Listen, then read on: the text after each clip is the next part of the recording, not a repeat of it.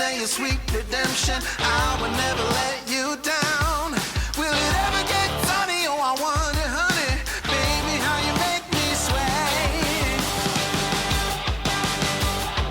You say you will. I'm calling your addictive brand. You say I will, yeah. I'm crossing the obsessive line. You say I will. I'm calling your addictive brand.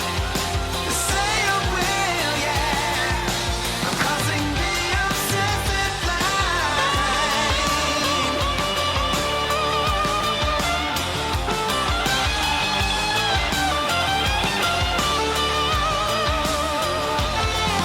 Saw you rolling steady, took it kinda heavy. Baby, I'm a loving kind. Jaded loving hazard doesn't really matter. Baby, say you will be mine. Take my affection and my safe protection. I will always be around. Will it ever get sunny? Oh, I wonder, honey. I'm tired of being in the line. You say you will. I'm calling your addictive brain. You say I will, yeah. I'm crossing the obsessive line. You say I will. I'm calling your addictive brain. You say I will, yeah. I'm crossing the obsessive line.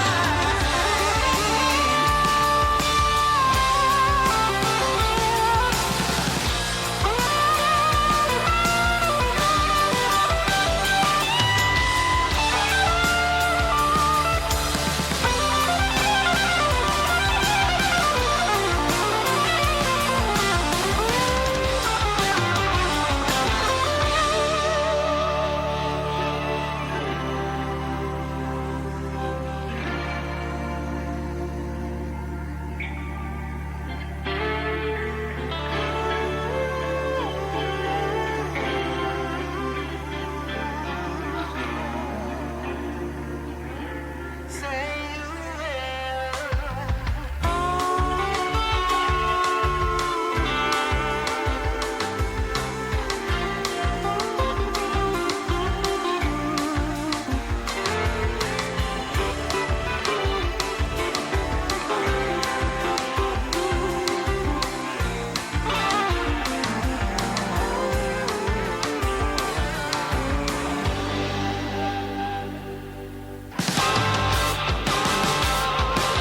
say I will. I'm calling your addictive brand. You say I will, yeah. I'm crossing the obsessive line. You say I will. I'm calling your addictive brand. You say I will, yeah. I'm crossing the obsessive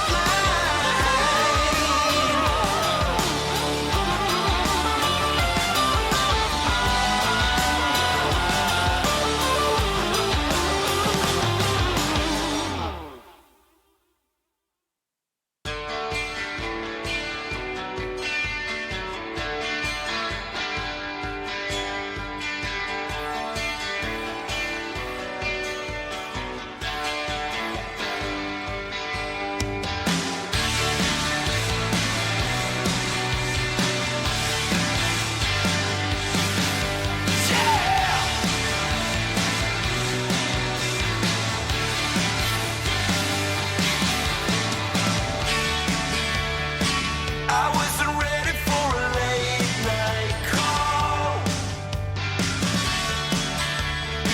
I wasn't ready to fall totally in love. A distant light over the mountainside.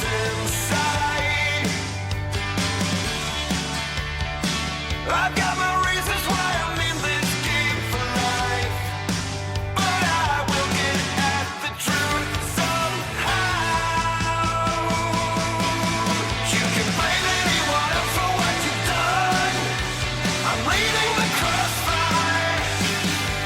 I'm a stranger to this feeling, and my soul is leaving the crossfire. It ain't in it now. So is it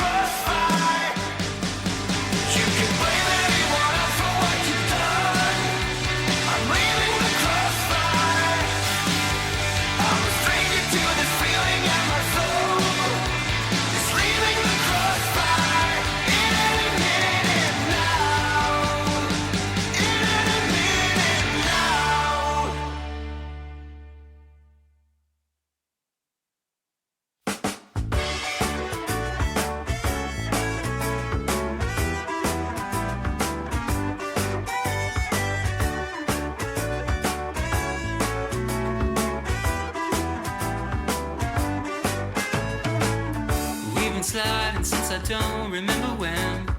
In and out of consciousness, while others might be stressing now, we rely on our side to help us out. And it's obvious now, finally, I know you're gonna underplay it, but it's time to move on from this. We're derailing, and we're not what we used to be.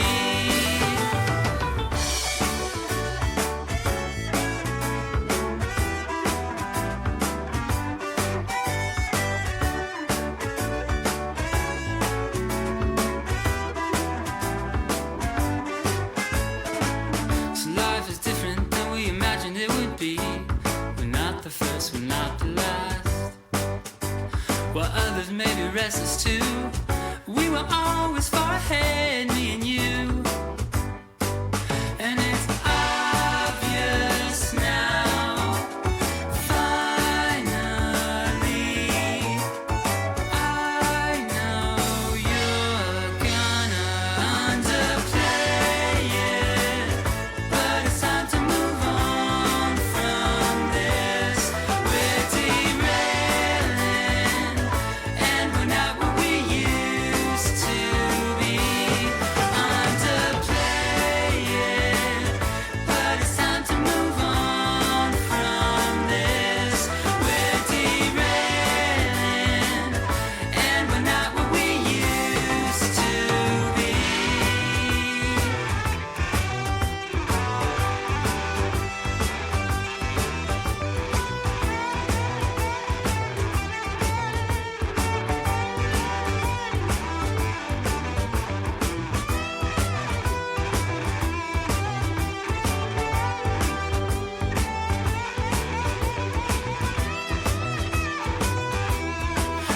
Underplay it, but it's time to move on from this. We're derailing, and we're not what we used to be.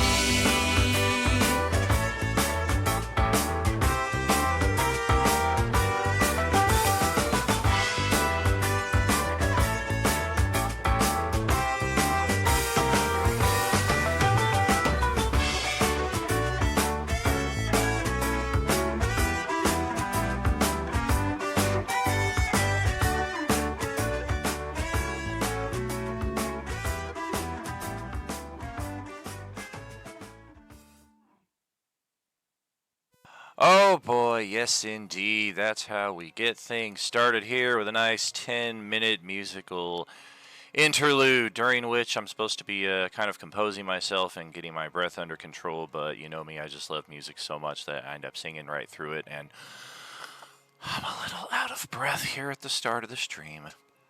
Not anything unusual. Welcome back to Role Playing Unlimited. Proudly celebrating our 4th year on Twitch, and I guess it's been about a solid year since we've been streaming live to YouTube and Facebook as well. We've got the whole multi-stream thing going on here. Woo! Perfectly in tune with our Coalescence story, which I hope you've been catching some of our comprehensive overview over the last week and a day, as we've gone as far back as our very first stream in 2021, the Baldur's Gate Descent into Avernus module.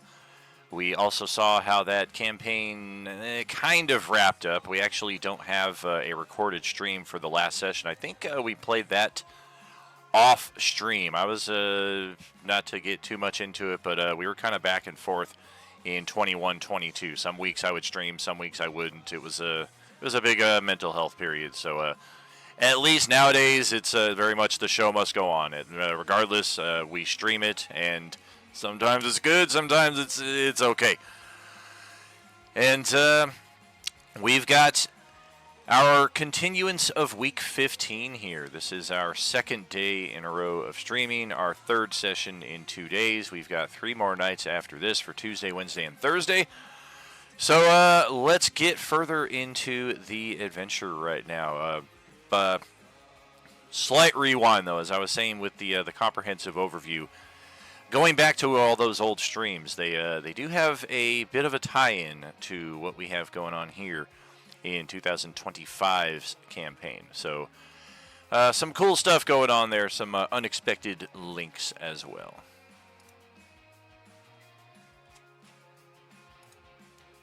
What's about to happen is going to be hard to watch. Maybe. It might be fun. It might be entertaining. It might just be painful, though. Good evening, everybody. How's it going? Howdy. Hi. Oh, woo. Good to see you all. Hope you're having a good start to your week so far. We've got the Orange Titan still in progress here. Just a little bit of setup here with the turn order, and then I think we are good to proceed. We're actually we're still switching around some characters here. We lost one of our extras, but we got a new permanent at the table here. Hopefully, welcome back, Jim. Good to see you, buddy. Great to be back. Heck yeah, I think the last time we played together might have been 2021. As I was discussing. Really? Yeah, as I was starting to say at the start of the stream, we've been going back through some of our archives and streaming the old Baldur's Gate campaign from 2021, which we did finish in 22. But I think your character Zhang Hun was NPC status by that point. Like we had. We kind of overhauled that entire party due to real-world scheduling things. So the party that ended the campaign was not really the party that began that campaign. And then I don't know that you've played any of our stuff since. I think life and all that has just caused our paths in different ways until this very moment. So yeah, glad to have you back. Oh, I'm excited. Very cool, very cool. We've got one of our largest maps constructed here. This is an abnormal map in one respect. Jim will be the only one who really needs to get up to speed on this. And here's his character starting right over in this house. He's currently going through some scavenging when he is made aware of something going on right around the corner. Sounds like somebody's fighting a zombie over here, but we'll deal with that in due time once we get into the initiative. The squares on this map. The scale is kind of weird, so I've made each square 2.5 feet. That's why all of our tokens are 2 squares by 2 squares. They're twice as large as they should be, but that kind of makes up for the scale on the map. It also means that if your character can normally move 6 squares, you can move 12 squares on this map. Okay. And with that out of the way, let's have you roll initiative for your character, because, yeah, you've heard some stuff going on out in the city streets here of whatever this neighborhood is that you're kind of caught up in. You're basically just kind of scavenging and looking for supplies for the next day, when it becomes quite obvious that there's some heavy shit going on out in the streets. And wow, look at that. We're going to all of a sudden take the second spot in the initiative with that. We're going to split between Celeste and the big bad itself, as it were. And now that we got that, let's get up into the thick of it. Here is our primary combat going on here on the... this is actually technically the west side of town. The north side is the east part of the map where we came in from, but it really didn't matter in the grand scheme of things. But we're out here on the train tracks facing off against the Orange Titan, this nasty undead dragon-looking thing. And that, did that thing just, or no, the map scaled out. That's what happened. Celeste and Skullcrusher and Grixalot are currently in combat with this thing. However, yeah, I need to do a page reload on the player side of things. I'm having a syncing issue once again because Skullcrusher is not here with us tonight. and his token should not be visible. I've already ghosted it to the appropriate layer, but it still wants to show up.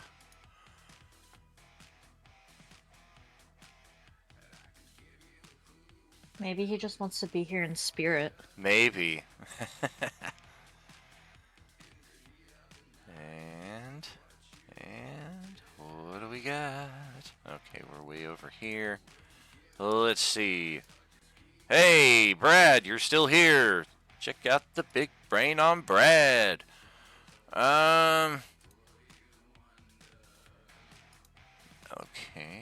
that's perplexing.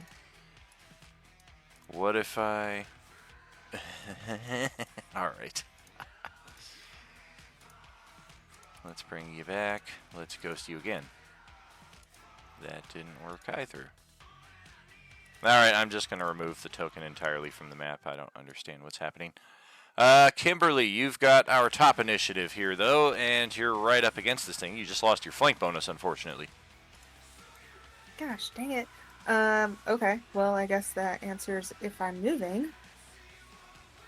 It sure does.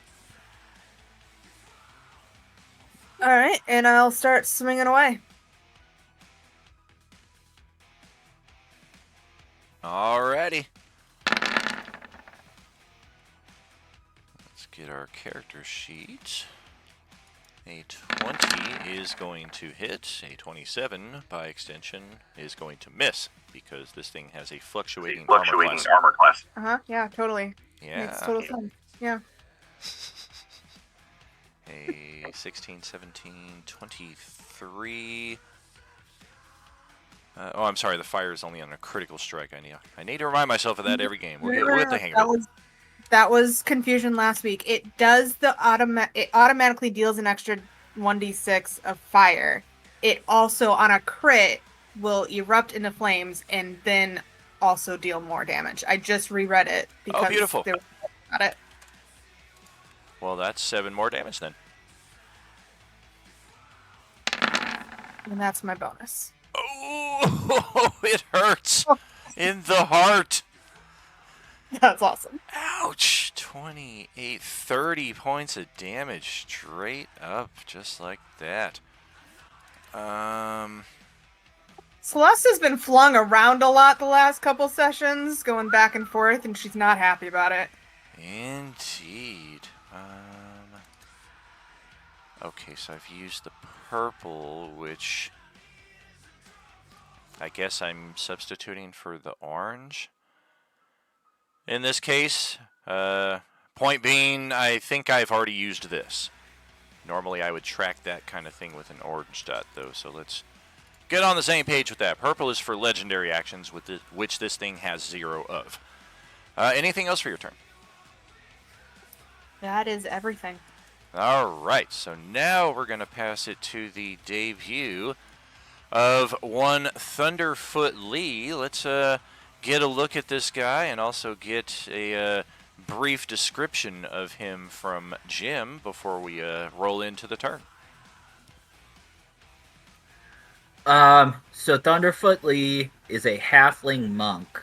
He was raised in a monastery by a Sifu Thunderbeard, who is a dwarf who wanted to teach all of the smaller folk how to use kung fu to defend themselves.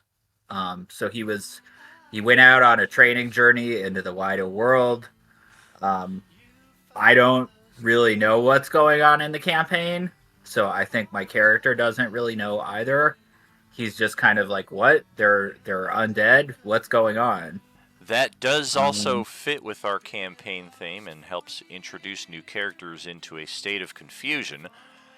I don't know how much I've told you about the Coalescence, but it is literally just that. It is the coalescence of all the major campaigns I've told over the last 25 years. Enemir Homebrew, Forgotten Realms Homebrew, Agent Orange Zombie Apocalypse, Star Wars What If, and our Homebrew Superheroes campaign using the Mutants and Mastermind system. All of these events came to a head last July when our combined tables of 50 plus characters plus about that many NPCs as well all went into battle against the Sith Lord Darth Nihilus, for one final confrontation in which he was destroyed forevermore.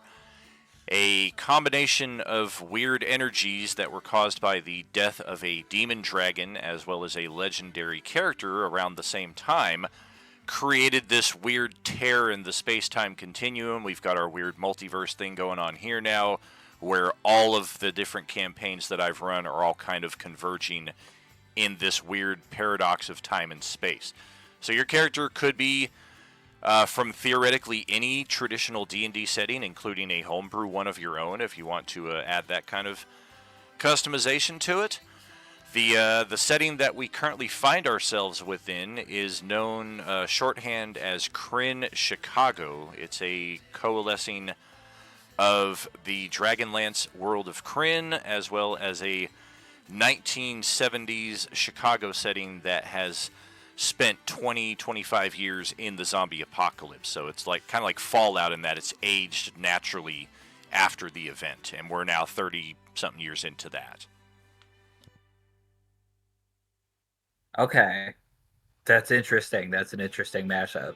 Very cool. Thank you. Thank you. And as we started getting into, you hear something going on literally right around the corner here from you. You were kind of scavenging through here. You just came in through this door maybe a minute ago after hearing something very large stomping around on the street out here. You're like, yeah, I don't know if I want to find out what that is, so I'm just going to duck in here and whatever. Obviously, somebody's already been in here. They've broken all the plates. They left the rusted teaware on the platter here. This toaster's probably busted.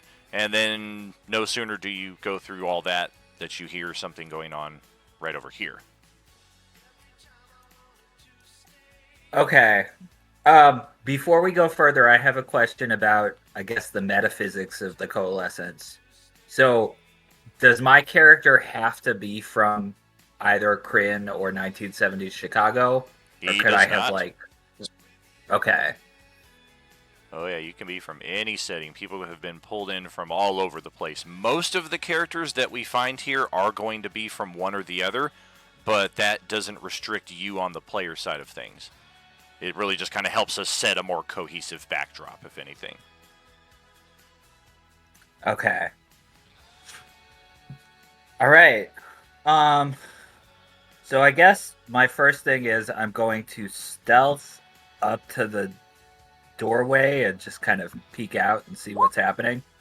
Oh, all those damn broken plates. Smash crunch. Well, you see this guy right here, which if you hover your cursor over him, that is a groovy, trippy dude known affectionately as Buddy Moonglow. Tell us what he sees there, Don. Basically, you see a hippie halfling. So he's also wearing a helmet that has wings on the side of it for some reason, but his armor is tie-dyed and he's really unkempt. You almost smelled him before you came around the corner. He's very earthy, but you also notice that sitting on his shoulder at the moment is like this little dog cat looking thing, but it's made out of fire. And he's just he's sitting there toying with this zombie that's back and forth. You see burn marks on the zombie and everything, and pretty much you could tell, I mean, from your travels and everything like that, he's most likely a nature caster of sorts. All right. And he's a halfling, you said? That's correct.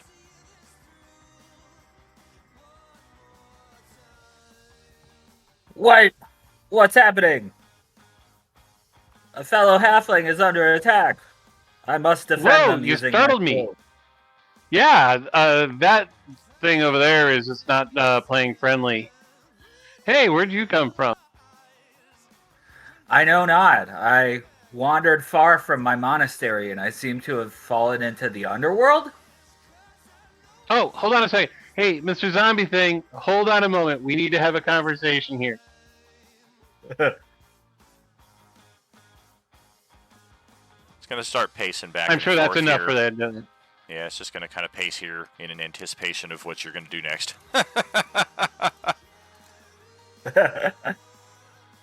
And then, so I'm sorry, what is the scale of this map again? Each square is 2.5 feet, so it's roughly a half scale, I believe. Any measurements you draw are going to be like such. Like this thing's only 20 feet away from you, whereas normally it would be 40. Okay. I am going to run in. I'm going to run on the wall Oh, to go around nice. Dawn. And then I guess just attack this zombie. All right. This is what is known as an Orange Class D zombie. We found them in many varieties so far. Each class has its own variants, but there are Class D, Class C, and Class B in ascending order of horrificness. The Class D is, at this point, relatively easy to dispatch, so you don't expect any complications fighting this thing. I don't expect anything. I don't know what this is.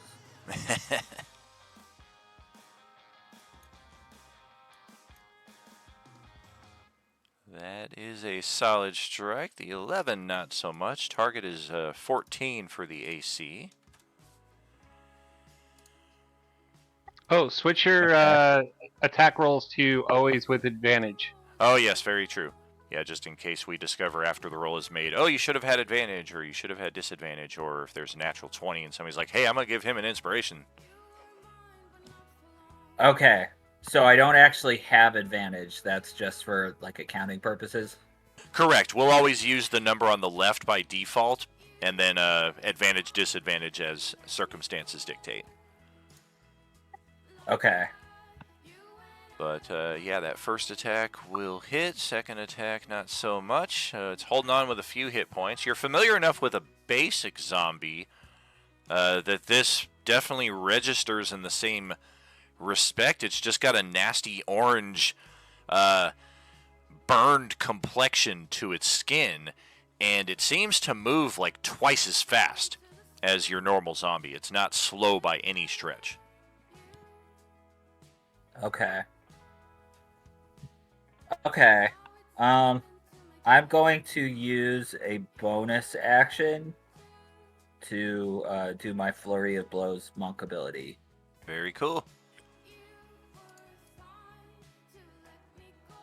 Darn, that's a miss. That's a hit right there. 7 damage will be enough to get me to 0. It's probable that its Undead Fortitude will save it, so if somebody wants to throw an inspiration for that crit, that will eliminate it entirely. Let's check anyway, though.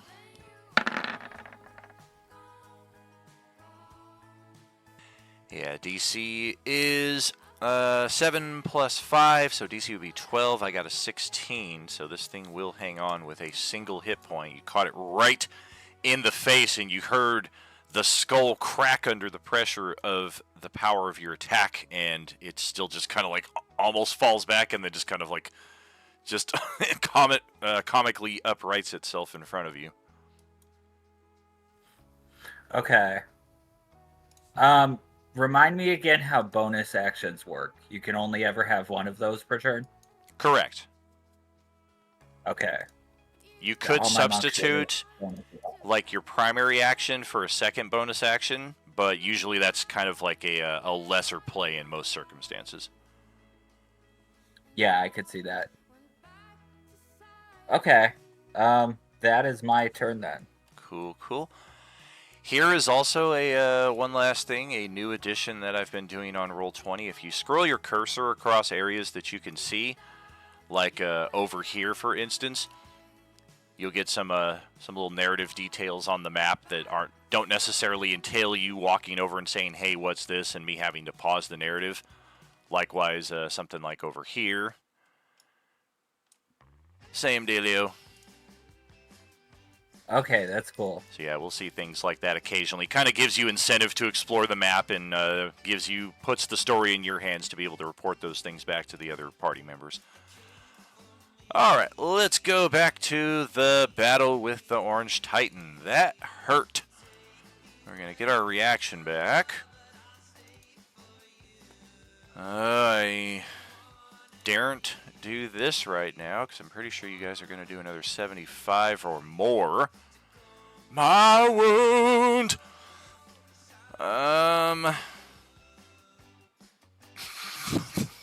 I don't know where I was going with that, but gargantuan. All right, so we're gonna do a. Oh, damn. Okay, I see what it is. The purple was for this. I had expended this, so technically I did have this to use against Kimberly. So I will compensate for that and then get the reaction back. And now we're going to check and see if we get that toxic expulsion back in our usage. Nope. Put the purple dot back for that.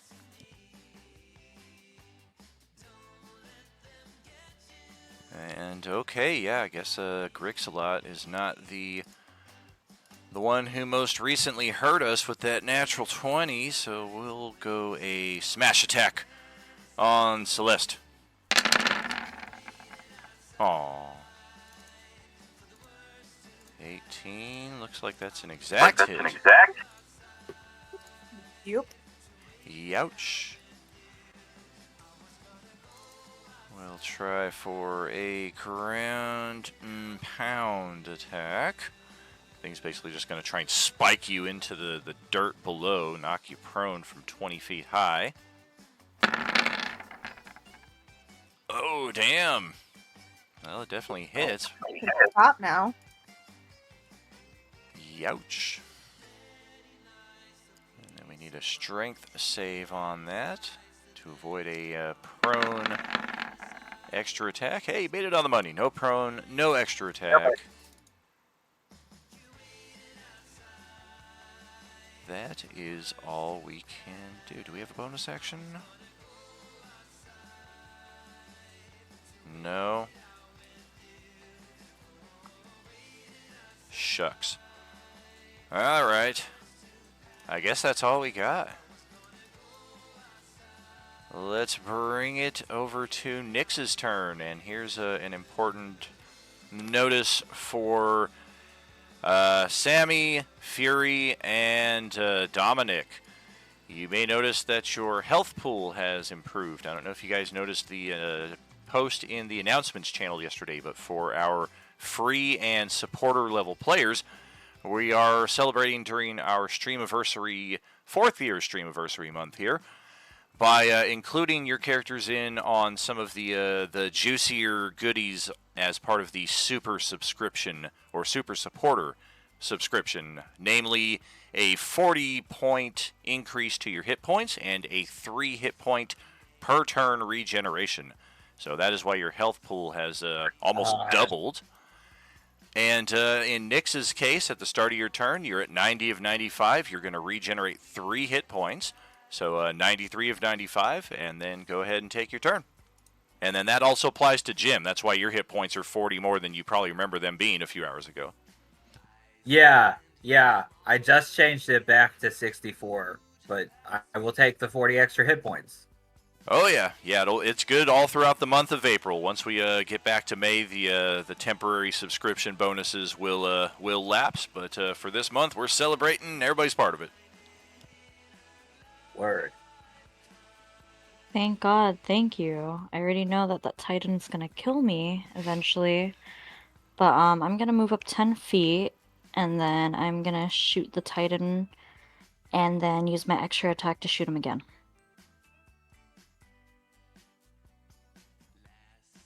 Very cool.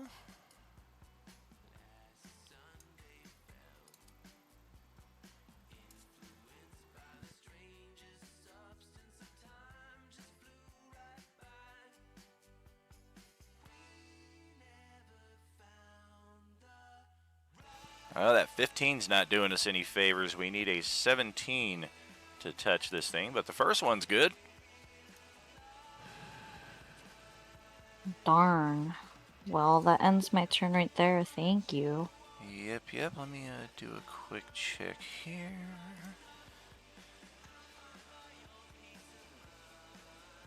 Do we know if she still had Hunter's Mark on there, or did it break concentration for that? I don't know if she broke concentration. I think maybe we just haven't moved it over to this target. No, last session I broke it. I didn't roll good enough. Oh, interesting. Yeah, you might have gotten like impaled by some debris and then healed up after that. You might have even got knocked unconscious with the amount of damage this thing throws around. Maybe. Okay, so we'll take the 10 damage there. This thing is not resistant to non-magical damage, so even a normal longbow will deal full. Let's go check out what's happening with Adolin right now. Alright, just a reminder that anyone in my aura can take 13 temp HP if they end their turn in it. Fantastic. I ended my turn in your aura. I'm going to take advantage of that. But you're not my friend. So this guy over here, what class is he? That's a class dumbass zombie, class D. Alright, let's get over here into melee with both of them, and we will orange juice shocking grasp that guy. Oh boy.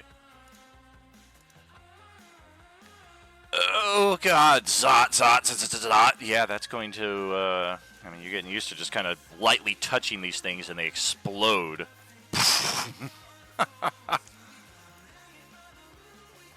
Then for my bonus action, I will drop my spiritual weapon right over top of the Titan here and take a swing.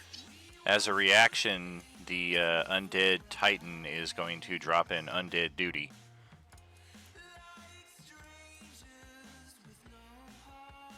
Ouch! Yeah, that hits. Take that off my temporary hit points there, the green health bar. Thank you for that. And I will end my turn there. Alright. Get that. I don't know that I'm going to do... Nope. Alright, let's bring it around the corner to Fury's turn, who I don't know... I think he can see, or has seen, some of the action going on here in the Western House. If not, you definitely hear some sounds of conversation and battle.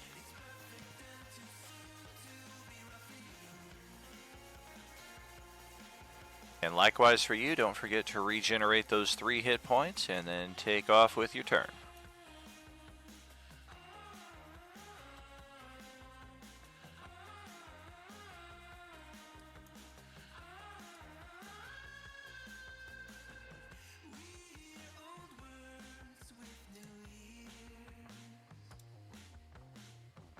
Trying to figure out the correct placement for moving the cannon.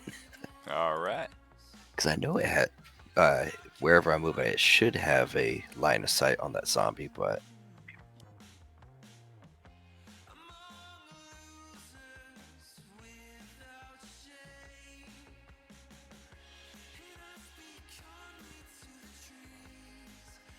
Thinking we're kind of in the tail end of this as it is. Let's test the waters. We did a poll last night, and we may be doing an extreme overhaul to our map setup here. You may need to do a page reload, everybody, but I'm going to shut the dynamic lighting off on this map, so you'll either instantly see everything or everything's going to go gray, and you'll need to do a page reload. I see everything. Yeah. As stated, it does offer some meta opportunities that we'll kind of want to be mindful of in some circumstances. Sometimes that meta can bite you in the ass because I might, like for over here, for instance, nobody sees these zombies in here, but I could have a invisible Tarrasque in this space right here, for instance, that you won't see regardless of the dynamic lighting being removed. So, still play it with a level of exploration. But hopefully that helps Fury navigate a little easier here as well. Okay, I think I have my cannon lined up.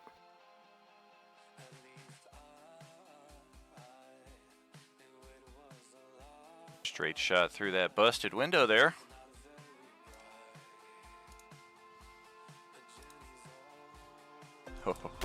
Oh, look at that. Tier 3 resub from Sapphire. Good to see you, brother. Good to see you, man. Lurking at work. Lurking and working. Tier 3, big time. Epic legend, my friend.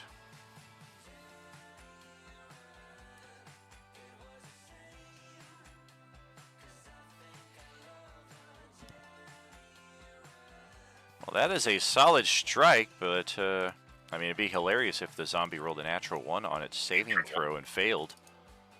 And it got killed by the minimalist amount of damage. Come on, natural 1. Oh, double 14s. All right, yeah.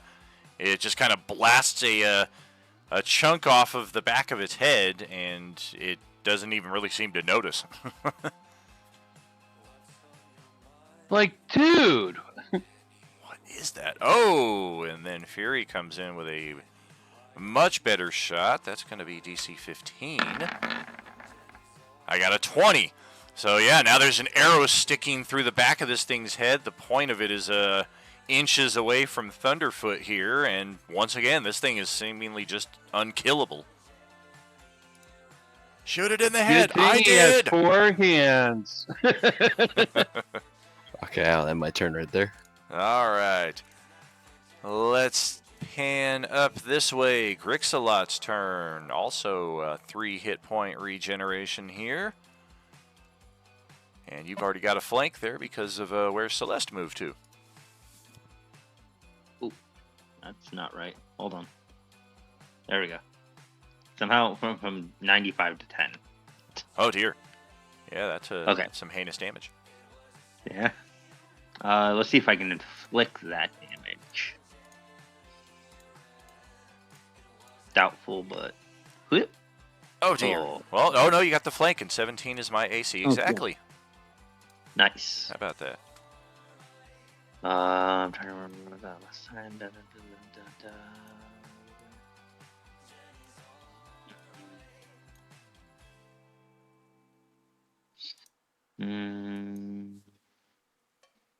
Is that... No, because I wasn't raging. I don't think I was raging. Oh, no, because I don't have it clicked. Okay, yeah, I think that... Just take a swing at it. I'm already flanking. I don't want to move. Did you get your level up this week? Have you got an extra attack yet?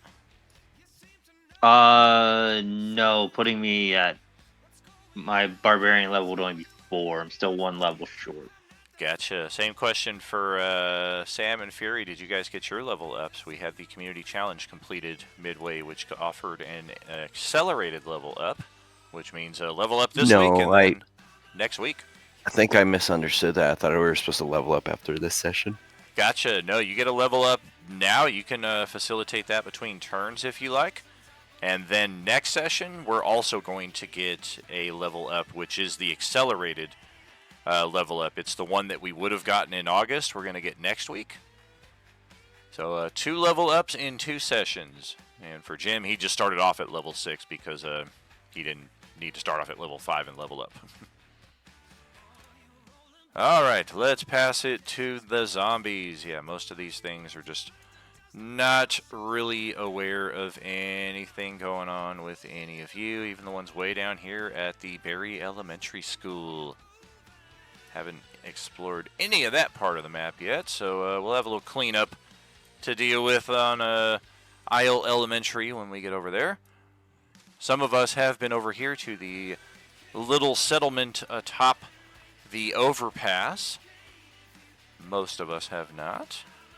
And then, of course, here was the site of our original carnage where most of the battles took place. All of that.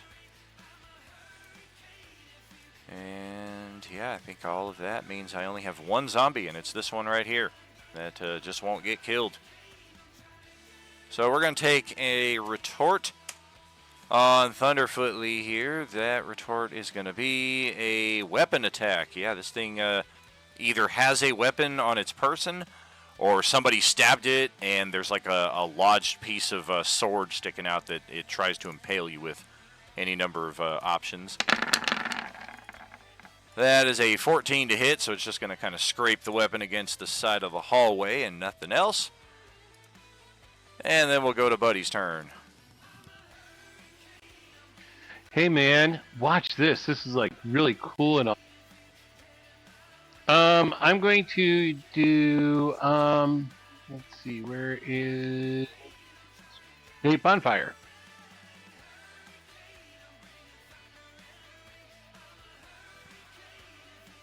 Dex So it'll be save. right under him. Okay. Hey, I failed it. 17, so that is 16 fire damage. DC is 21. I can still make it. That'd be hilarious. 21 on the frickin' money.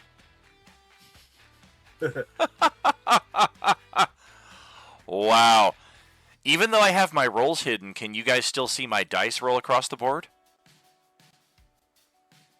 You have to have the 3D No. dice enabled. No, Oh. I don't have it enabled. Gotcha, yeah. If you have it enabled, though, you Yeah. should see my dice still, I wonder.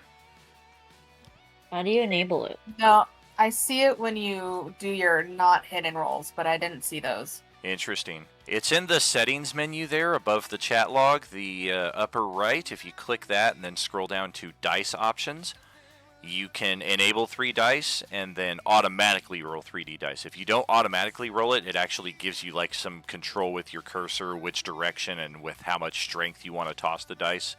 And then for everybody who has them enabled, everybody can see the dice that appear, unless of course you're doing like I'm doing where they're hidden. But they're still showing up on the stream at least, so we'll see.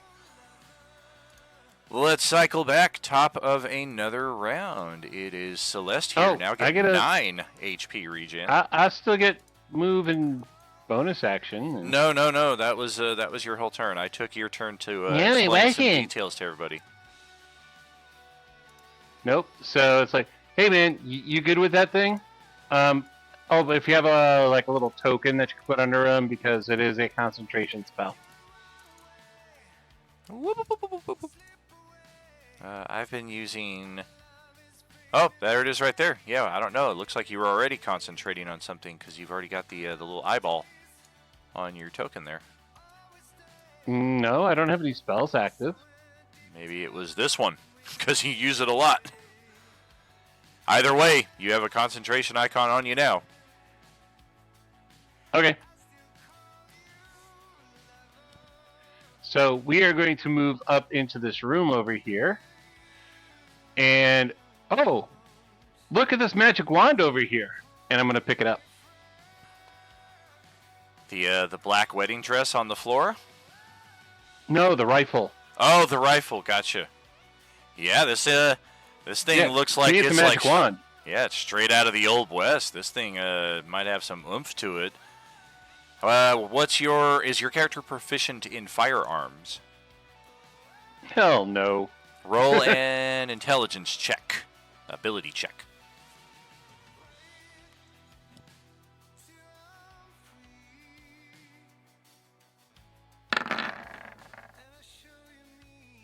You're not sure how or why, but you pick it up and instinctively, like, you know how to, like, unlock it and check if it's loaded. It's not.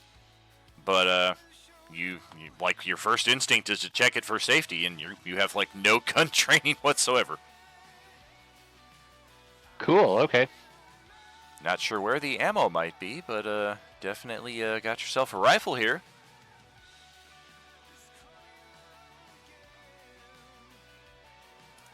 And that will end my... Alright, so now we will head back up to Celeste's turn, and as we were saying there, 9 hit point regeneration now for our super and for our epic supporters this month, as well as a once per session natural 20. Session or week? Session. Oh, game changer. Okay. Well, I'm gonna keep swinging. Excellent. If I can find my button, I have too many attack blocks. That's the problem. Yeah, higher levels get a little clunky sometimes, but fun to rediscover parts of your character that you may have forgotten as well. dear. Ouch and ouch. Okay, 17, 20, 25.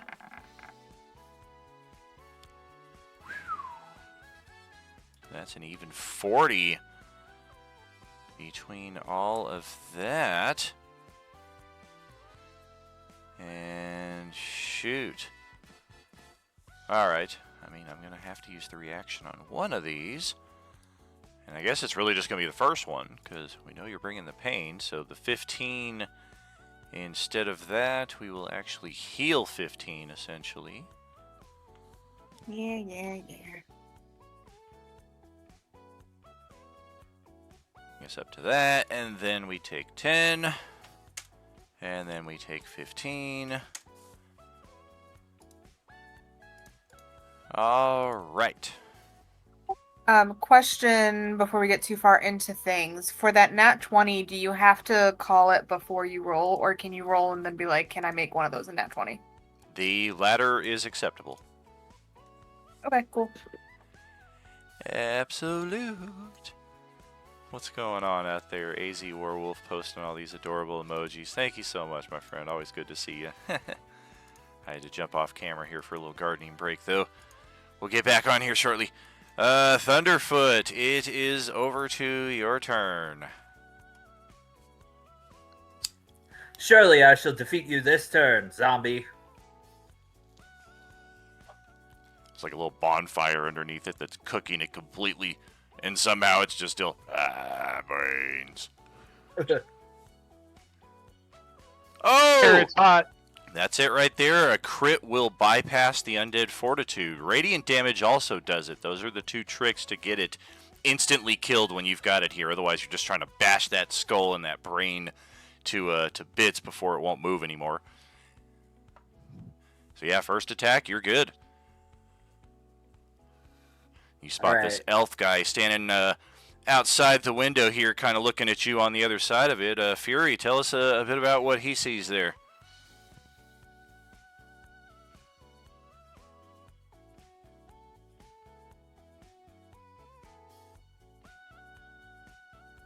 Brother Halfling, is that elf outside with you? Yeah, he's cool. Indeed. I will travel with you a moment if that is suitable to you. Hey, it's always better to have more friends.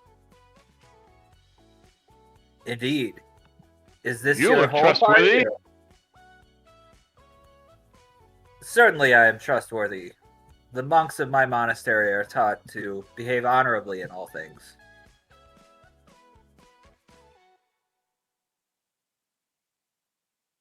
Hey, do you also partake of the green?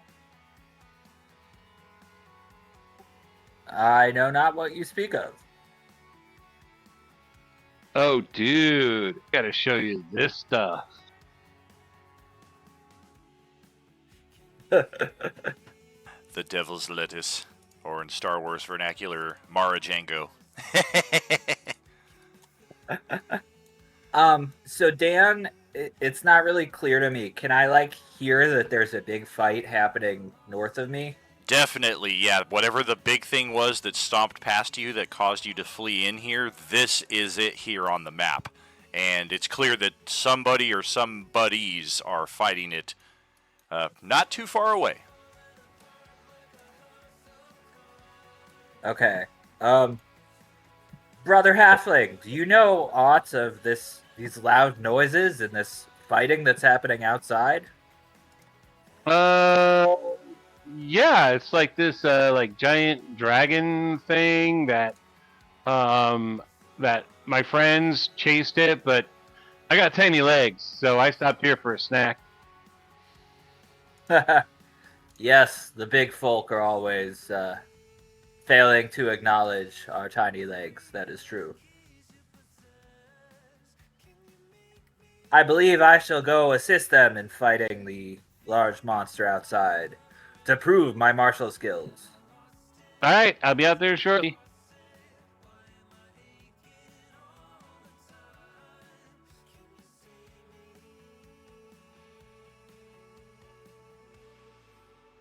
I apologize. Fury had to step back for a second. Our toddler took his headphones. Oh, gotcha. No worries. Yeah, kind of We're just unusual sorry for us about to that. call for you between turns. That's all good. Feel free to interject between turns, though, with any role play you want to do between the two of you. Fury's turn's coming up in a few minutes anyway. Sorry about that. Physical description wise, it's actually what my portrait shows. I have a couple extra odds and ends, a few tools now. Very cool. I'm sorry about our toddler. I'm so sorry. I want to play. She's gonna be a future D&D player. Don't worry. She'll join one of your campaigns in the future. Fantastic. Thunderfoot's moving out, calling it a day there. Yeah. Another thing with these, with us dropping the dynamic lighting, we do need to account for the gloom that is still present, and the dynamic lighting did a great job of facilitating that for us. Effectively, any ranged attacks we want to do are limited to 60 feet, which ironically is exactly how far Thunderfoot is away from this thing's space.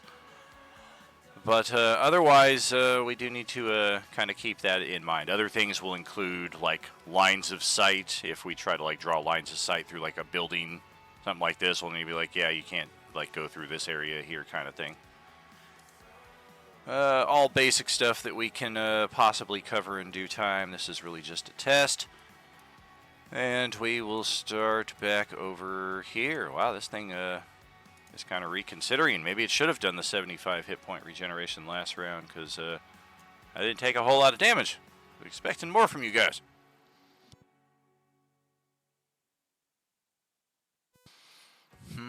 Let's check if we get our toxic expulsion back. Hey, there it is. Recharges on a 5 or a 6. So purple dot is gone. Yeah, I think this might be a worthy play here.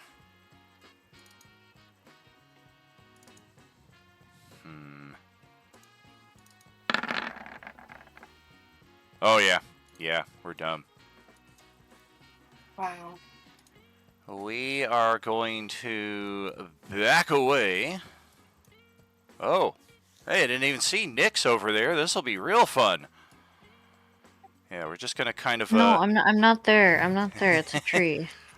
This thing must not be able to fly, because if it could, you have to imagine like it would have like just kind of lifted up briefly to clear that space behind Grixalot. Instead, it like goes around him, which is going to provoke attack from Celeste, and if Adolin is capable of taking one, he gets one too. No, he's got his hands full. Gotcha. Yeah, that was what the intelligence check was for. We are leaving a flanked space, so the 26 is what we use, 12 damage. And then we're going to continue on, which is in fact going to provoke Grixalot's attack of opportunity.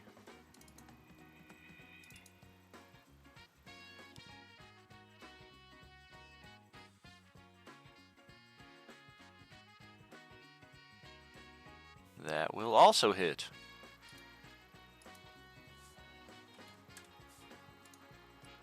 And then a 120-foot cone starting here. I mean, yeah, by the time we get out into this area, it's going to be wide enough to catch both of you. So that is a 4-character AoE right there. Don't worry about the attack roll because it's an AoE. I have to include the attack there, but all we're looking for is the con save against the 50 toxic radioactive damage, a new homebrew type of damage for this campaign. Whoa! Natural 20. Dirty 20.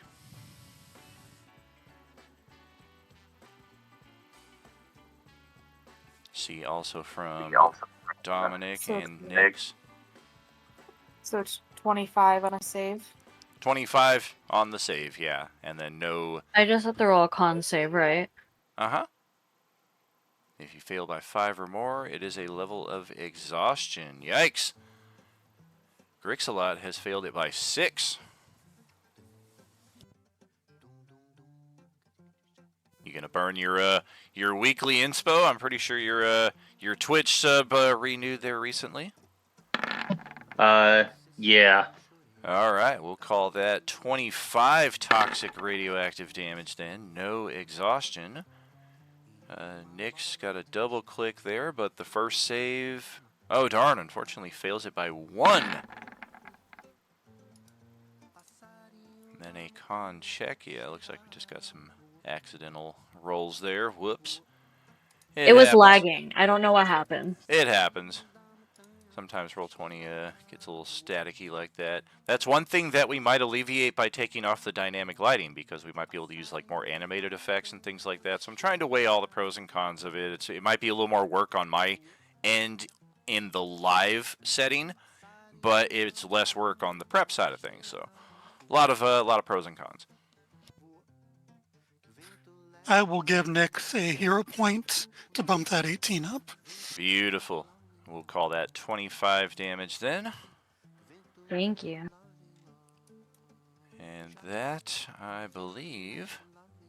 I mean, I've still got 15 more feet of movement, and Nyx is armed with a bow, so I'm going to just play my odds that she will not be able to attack of opportunity me, because I don't think there's... I don't think she has that feat. So that's where we'll call it a day. And look, it's her turn next. Make sure to get the 25 damage and then regenerate 3 and then go ahead. You got it.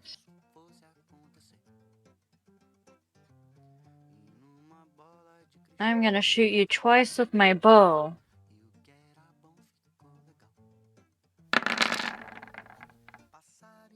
Ooh, 2 for 2.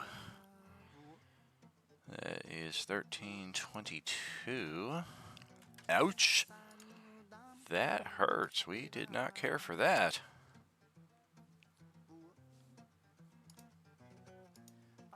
Not in the slightest. We've seen Adolin and heard some of the complaints about him filtering through the GM Anonymous tip line, though. So we're gonna save our reaction for what he's gonna do.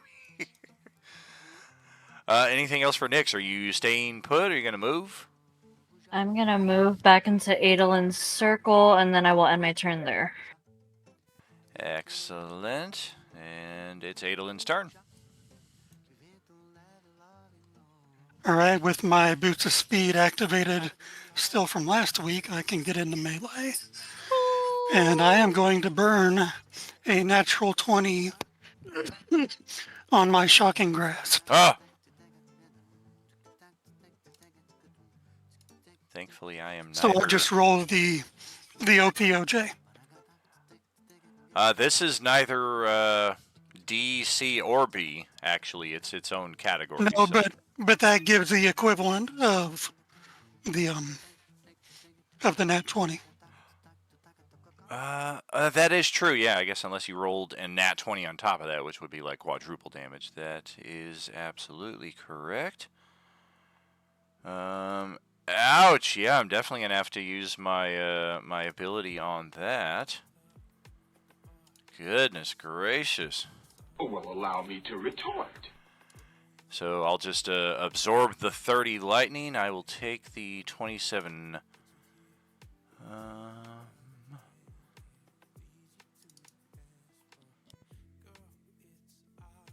That's right, it does take full cold damage as well, like most oranges do. Most undead would resist cold damage.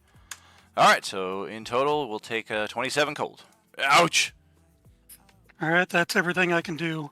Bonus action, I moved my spiritual weapon a little closer. Alright. So Fury is up, and you don't necessarily see the thing up there at the end of the street, but you can definitely kind of feel its presence coming.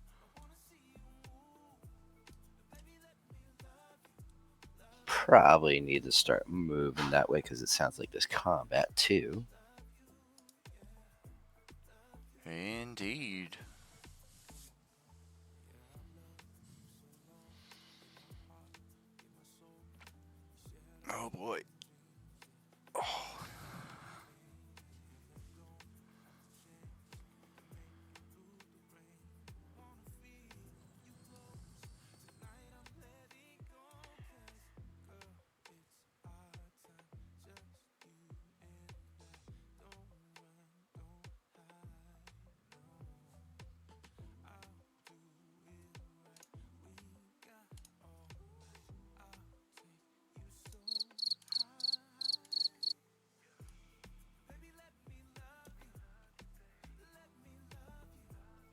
running up on the duration of that Dancing Lights as well. If it's a 1 minute dealio, I don't know how many rounds we've had them, but we've had them all the way from back here, which might have been a full 10 rounds.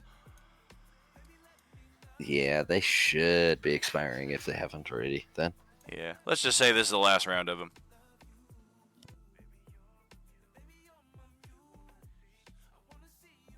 Truthfully, it would be actually easier if I just recast them. Very cool.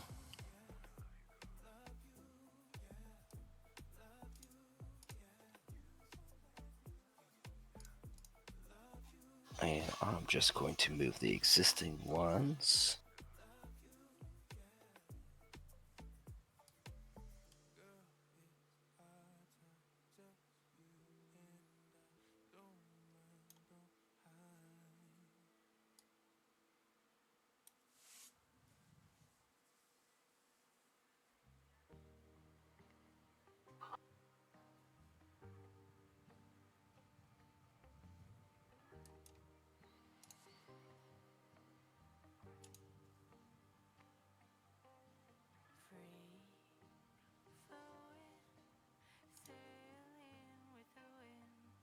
And I'm missing one of them.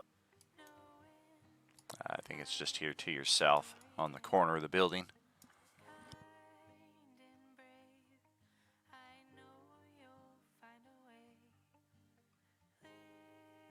That should highlight that one up there nicely.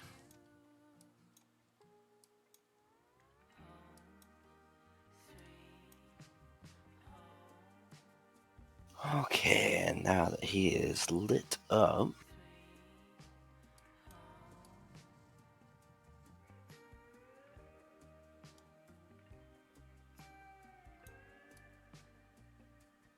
he is just inside range. Very nice.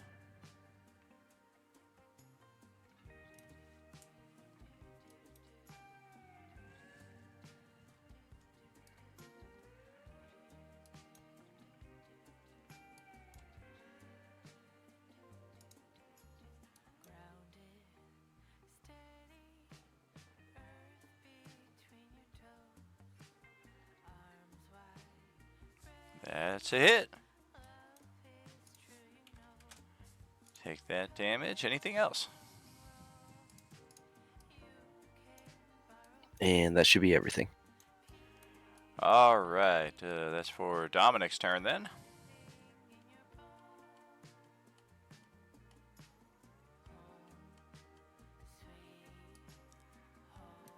Sorry about that. Okay. Gotta move now. Get your 3 hit points there for regen.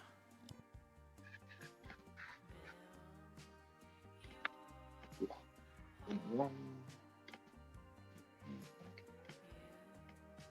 9.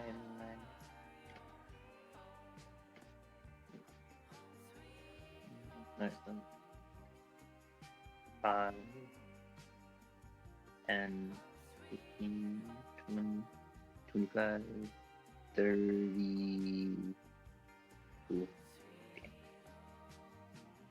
40. That's close enough, right? This must be. If you have reach, you're close enough. Otherwise, you got to be 1 square closer. Yeah, either way, I'm not getting an attack this round, so. Dope. Yeah, we'll move her. You said 1 more closer? Correct. There we go. Yeah, the edge of Alright. its health bar represents the end of its occupancy space here.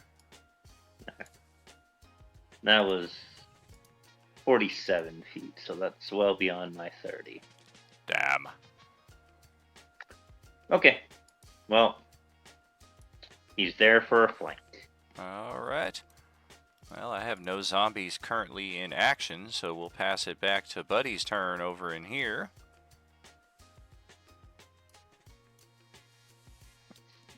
Dude, all right. I am going to head away.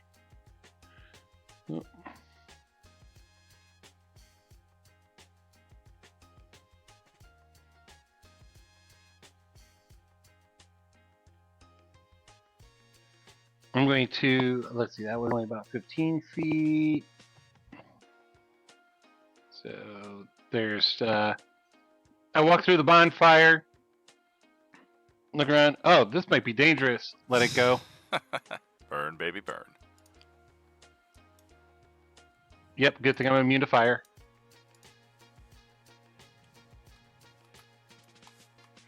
Double move.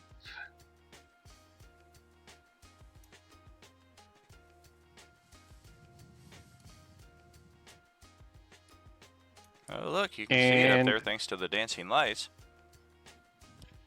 And that'll be the end of my turn. All right, let's start another turn here. Celeste is way the heck over here. So with my 60 feet on the brim, I should be able to get right. That looks exact. Yeah, it makes sense. You were right next to it. I moved 60 feet. If you move 60 feet, you should be able to catch right up to it. Beautiful.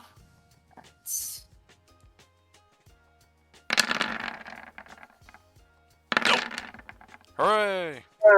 I'm gonna go ahead and use my nat 20 on that first one, which means he will Alright. also go up in flames. Let me find that real quick. Looks like it's also another 8, 14 damage. 34 on all that.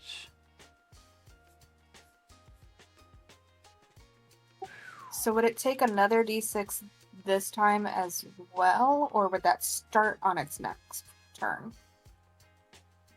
The lingering effects do not benefit from the crit, only the instantaneous ones. No, I'm saying for the wording, on a critical strike, the target bursts into flame, taking an additional 1d6. So does Correct. that start now, or does that start on its turn? On its turn. So Got yeah, it. it would take an automatic die 6 when it activates, and then unless it can make the save, it'll continue to take that. And Do then that. for bonus.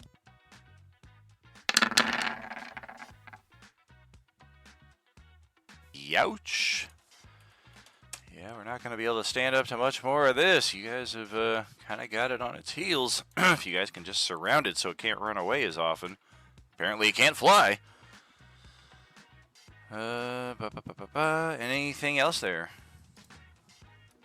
That is literally everything I can do. All right, let's pass it over to Jim's turn. It sounds like everything has moved to the other side of the train station there. How tall is this building? It's 25, maybe 30 feet high. Okay, I'm just gonna run around it as fast as I can. You might be able to scale this tree right here to get an easier hop up onto the roof, depending on how confident you are in your scaling abilities. Yeah, this tree pretty much Okay. runs all the way up to the roof. Yeah, I do want to do that then. All right. How many do I have to roll? How does that? Yep, that would be athletics or acrobatics, whichever works better for you. If you don't have a climbing speed, it will take a double movement to effectively climb up. Oh, gee, yeah, that's more than good. You can also mitigate some of that half movement there. So whatever you move so far, plus an additional 10 feet.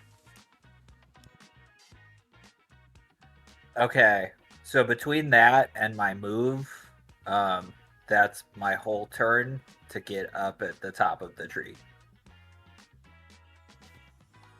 If you've not yet taken your action, you could do the action dash to give yourself an additional move.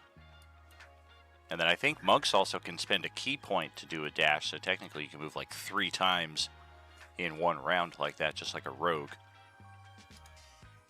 That is correct. Okay. Yeah. Okay, so hold on, I think I can do this. Oh, wow. Look at that. Exactly. 30 feet will get you right up there to the edge of the roof, and because it's so tall, you could kind of like just hit it from right there. Yeah. That's So okay. fantastic. So my action is going to be the dash to jump from the tree over to the top of the building. You should probably use your key point for the dash, and then you'll have your action to attack it. I'm going to use my bonus point key action for the flurry of blows. I think that's predicated on you having taken an attack to begin with. I could be mistaken on that. Nope, you are correct on that. You do need to make an attack before you can use Flurry of Blows. Yeah, you're right. Okay, so I'll do it that way then. I'll use the key point to dash. Cool. And then I'll just my normal attack. Yeah, and then you should have a extra attack at this level, I think. Yeah, I have 2 attacks. Sweet. Target AC 17. That's good. That's not so good. We'll take that 5 though. As our party I am down. Thunderfoot Lee! I shout out. Yeah, this guy's all of a sudden on the edge of the rooftop above Celeste, so all 3 of our characters here have a great look at this new guy. Let's go down the line here, in fact, and do a quick description of our characters here. Let's start with Grixalot. Tell us about yourself. He is a blue and green looking lizard folk with a tongue just kind of swirling around and looks a little rabid right now, but he just seems to be swinging around his big old axe and enjoying himself. And how about for Adolin? So Adolin is a Shatterkai elf. He's standing there. He's got a shield in his right hand and holding a staff in his left. And for Celeste? Celeste is a prescient knights fighter high elf. Cool. And yet she does not partake, amazingly enough, unlike most other high elves. Ba-dum-bum. And we can also see clearly over here. Let's have Nyx tell us a bit about what we see looking down on her. Well, my character looks like my token. I am a half-elf ranger, half-wood elf ranger, and I don't really talk much. My character doesn't really talk much, but I talk a lot, which is weird. But yeah, that's really about it, really. Very cool. I don't think I realized until this moment that we have 4 elves in this party, and then now 2 halflings, and Dom as the lizard folk is the odd one out. All right, it's time to activate the Orange Titan once more. Let's also take that fire damage.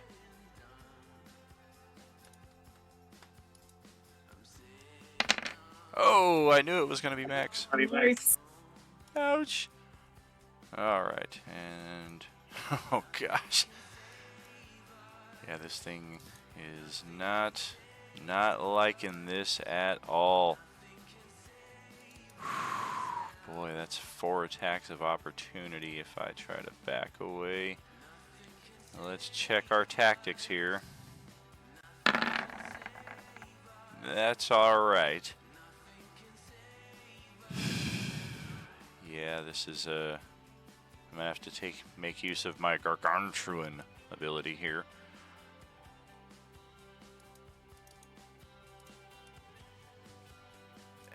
I'm a little bit sad. I wish I was a druid. I kind of want to befriend the Titan.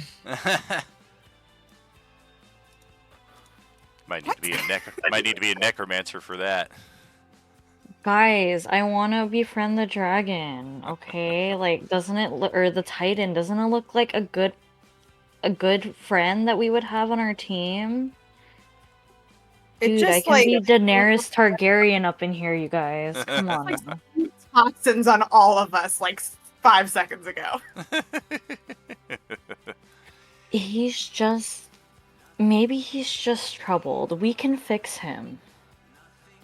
Oh no. Let's check if it gets that toxic expulsion back. It does not. We'll track that. Oh dear. Well, Celeste hit us with the natural 20, so I think we're going to retort in that direction, at least with the ground and pound. 33 to hit for 20 damage. Strength save. Oh Does dear. that apply to me if I'm not on the ground? What's that? Does that apply to me if I'm not on the ground? It's only a single. Let me double check here because it doesn't always show that. Yes, this is only a single target effect. So it is only targeting her, and it's basically trying to spike her into the pavement from above because she's floating up there next to the edge of the rooftop next to you. Okay. Okay, so you will make that saving throw. 20 damage. No prone, no free attack. And then I think we got to send that extra attack at Adolin because that natural 20 was not nice either. Oh, God, natural 1. Womp womp. Yeah, having that.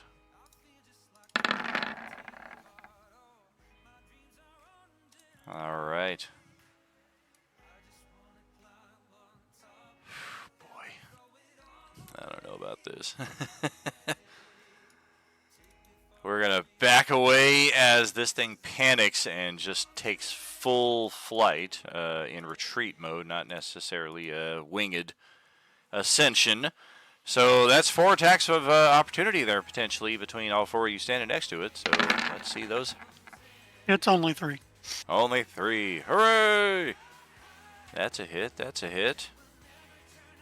16, 24, 34, 36 damage.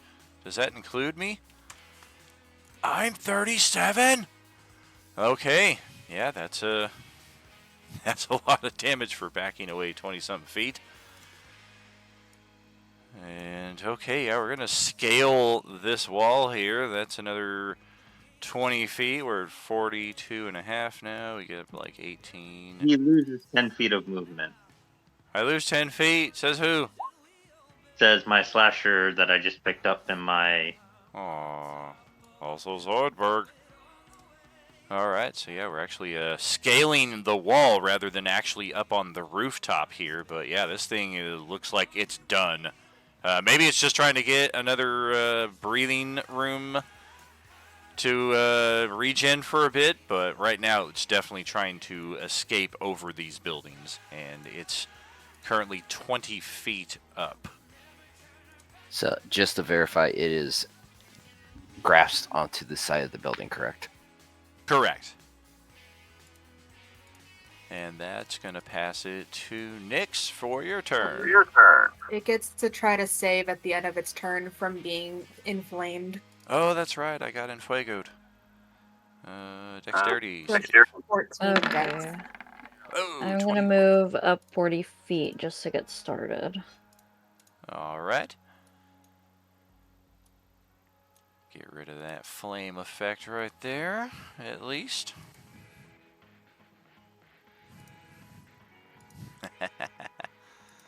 Light up the sword of blazing. Yeah, she even uses a fiery sword. Like, what's up with that? Like, she carries the torch, but not the herb. I see you, my dragon friend. I'm gonna hit you twice. Oh dear, let's just see about that. Oh, I'm within 60 feet. You do see me. Yarg. Yo, we just got raided by a party of 5 from Murderous. Thank you so much, friend. Thanks for joining us here. Happy Monday to you. Are you with us? Welcome to Roleplaying Unlimited. We are in the midst of a D&D Coalescence campaign. It's a zombie apocalypse, which also has aspects of superheroes and Star Wars. It's a 25-year tale in the telling, a 5-year campaign currently in progress. Thanks again for joining, friends. And 2 attacks there on our Orange Titan. Over here trying to scale the wall. That will hit and hit. 15, 20 points of damage even. Ouch. Alright, we'll take it. Okay, I'll be ending my turn right there. Okay, Adolin, that's passing it back over to you over here. Take a little gardening break Alright. and celebration for the raid. We're going to drop a guiding bolt at him and then run up close. So throw the guiding bolt first.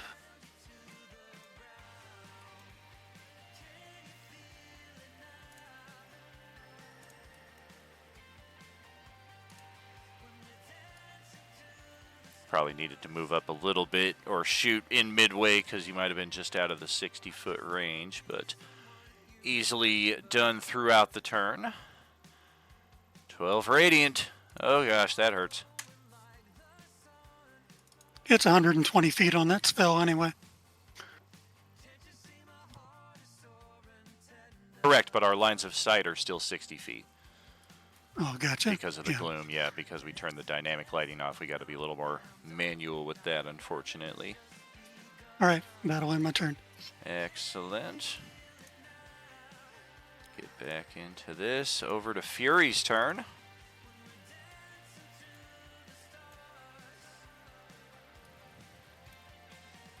Okay, so it's moved over there. I don't know with the lighting if I can see it still with my normal vision. Well, let's measure that out.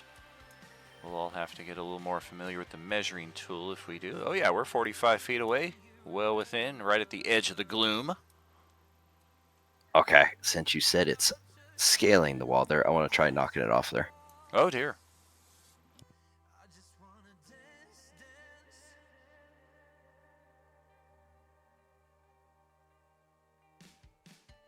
You absolutely cannot.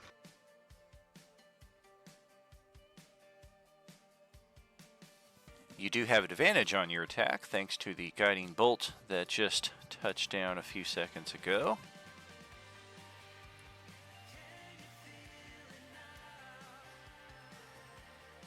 Well, crap, that didn't help you at all. You do have your weekly inspiration for being one of our Twitch subscribers, so if you want to do a reroll on that, take the best of 4, that is an option. Okay, yeah, let's do that. There we go, 23 to hit.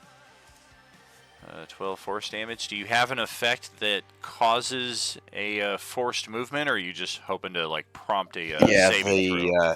the 5-foot push. Gotcha. It is a 5-foot push. I'm going to give this thing a saving throw since it's like literally the size of the building. Ah, that's pretty much what needed to happen for it to not be able to gain a hold. It basically falls completely over and it's on its back like a massive freaking turtle splayed out prone next to Adolin. It almost fell on top of him. That's funny. We fell 20 feet, so roll 2d6. We do take the falling damage.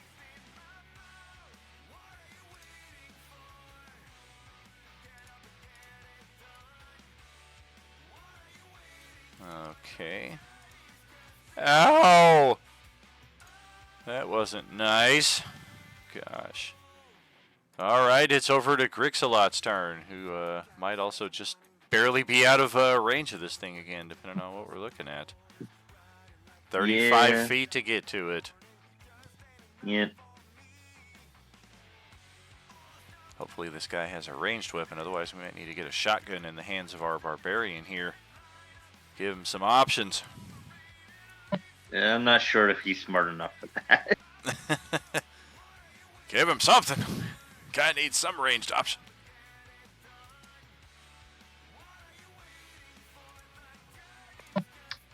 Where's a patron? I'll make a pact. Yeah, there you go. I sell my soul for 1d10 damage every round. Could just use a crossbow. No! Sell my soul! I'm not doing anything with it. All right, so what is that? Move and dash, and then just chilling out right there. It's prone and on the ground, so hopefully you'll get to attack it. He's very sad. He's very sad. All right.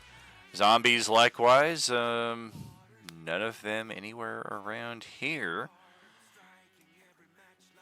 That'll bring it to Buddy here to close out our third round in the first 80 minutes of our session tonight. Not bad. All right, I'm going to move 25. All right.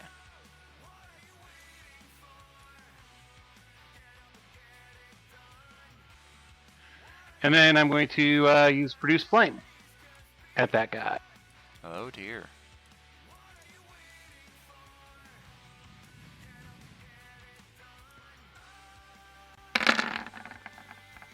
Oh, gosh. All right, yeah, we're going to trigger our reaction. It's starting to hurt. So we will heal 21 effectively. And go back up to that. Ouch. All right, and that will be it. Alrighty.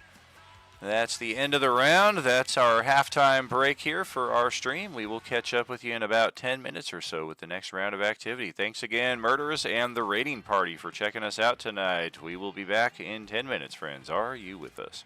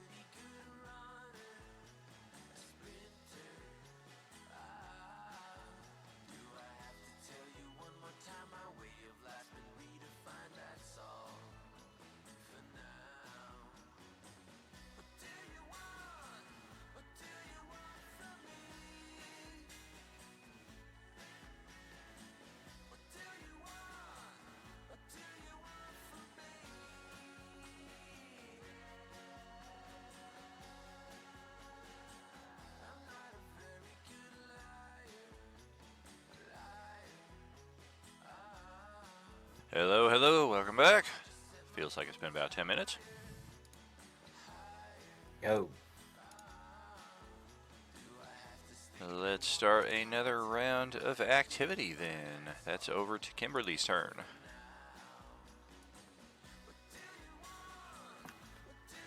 Okay. Nice, regen.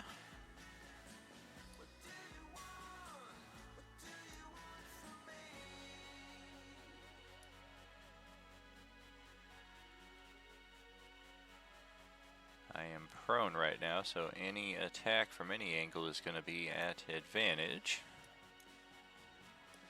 Beautiful. Float up above it right there. Yeah, so do I need to get down to reach it, or is it still tall enough even with prone? Oh yeah, it's still tall enough. You're basically just attacking its flailing legs and what have you. Oh, okay. Bear with me. Roll 20's being a little glitchy. Womp womp.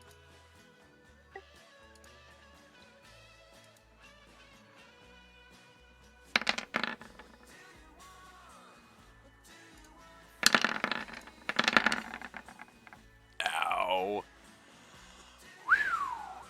Okay. 330. Ouch. Alright. Ow. This thing is literally on its last legs. Oh. Yeah, we don't want to be taking 15 hit points at this stage of the game. Guy.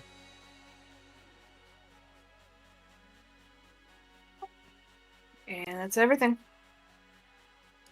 Alright, Jim, that's back over to your turn here. Okay, so what I'm going to do is I'm going to float down using wire foo. Alright. And then just go over and attack it a bunch.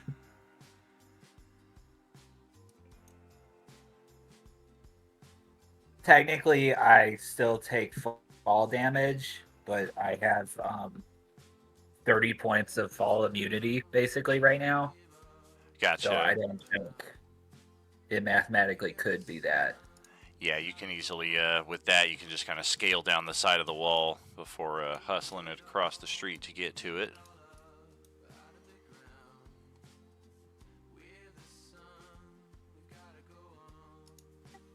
Okay, so this is my attack action.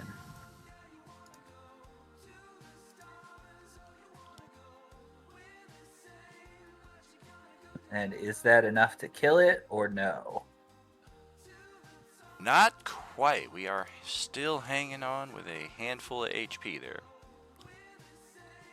Okay, then. I am going to use my flurry of blows then. Alright. That's two more. Oh dear, 17 HP. And that's our health bar after all that goes down. And then, is it still up? It is still active, yes.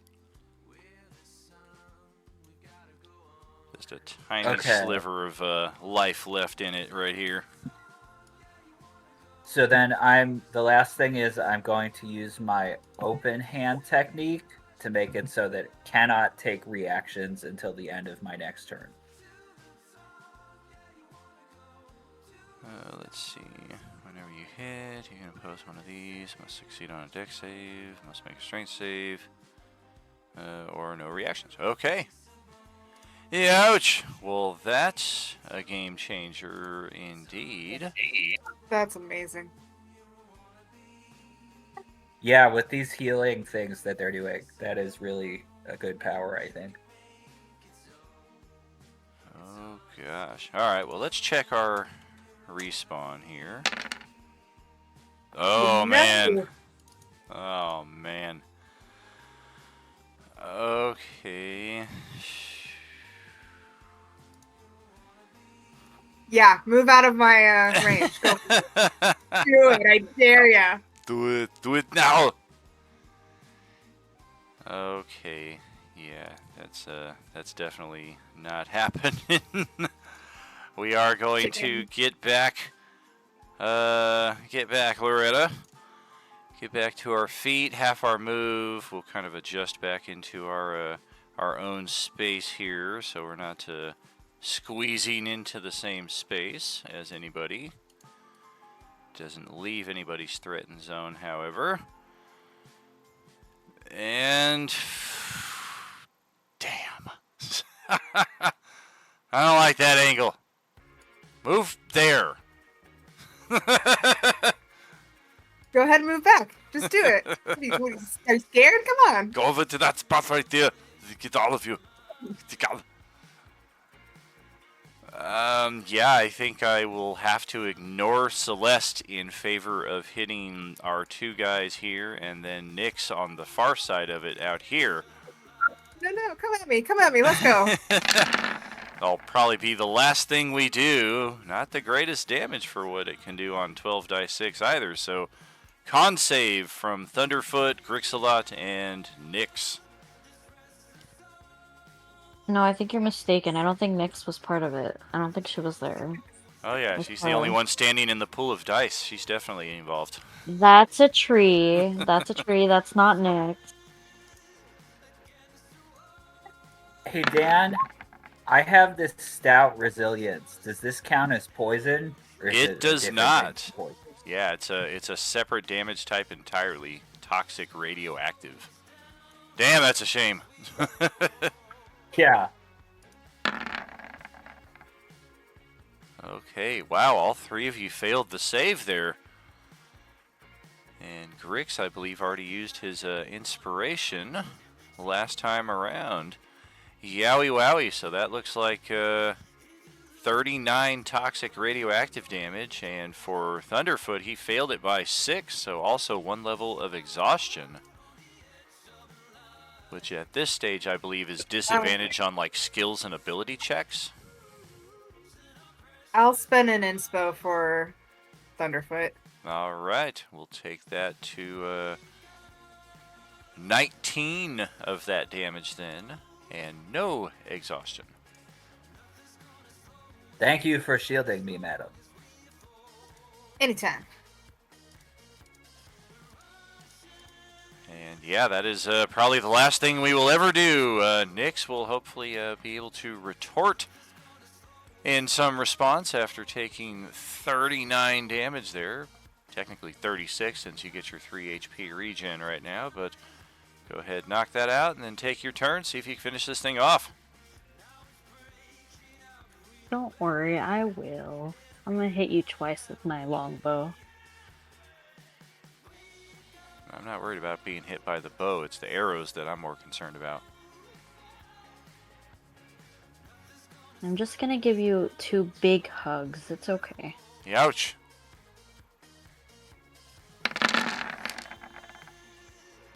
Oh, boy. Okay, we're now in the territory of Undead Fortitude. 11 damage plus 5. We need to beat a DC 16 on our con save. We do. And then we take 12 damage plus 5. We need to beat a DC 17. We do not. That will finish it off. Second arrow catches it true in the necrotic heart, and it instantly falls dead, and all of its magically assembled bones just scatter over the 10 feet at all of our companions' feet in this area. Wait, since I killed it, can I obtain its soul? Can I be Dovahkiin? Perhaps in another life. Big sad. That will close out our initiative. We do have other zombies on the map, as we can see, but they are completely out of any range of having anything to do with any of us. So we can cross that bridge when we feel more comfortable exploring the rest of this map. For now, yes, we drop the initiative, and what would you like to do?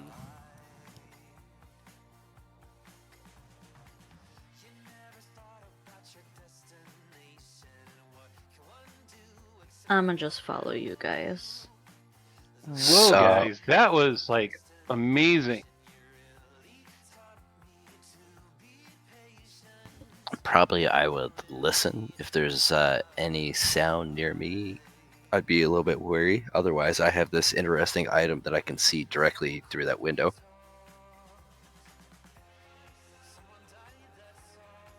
What is this strange world that I find myself in? I'm just kind of asking whoever's around me. Oh man, I was like, just sitting in the woods in my little hut, and all of a sudden all the trees changed and I was somewhere else, and man, I started this little community thing, and then we got chased out by zombies, and then I don't know, I can't remember too much after that for a long period of time, and then suddenly I was with them again. So that's my story. Hey, Strange. for Fury, the first bundle of Artificer parts that we found back in the gas station over here, refresh my memory, was that sufficient to create an uncommon magic item? Is that what it was? Yes. Okay. And we're kind of doubling up on that here. We don't have anything unique with this vacuum cleaner that allows us to kind of make a combination to create a rare magic item, but we do have the capability to make a second uncommon with the pieces found here. Okay. I'll start taking that apart then. Very cool.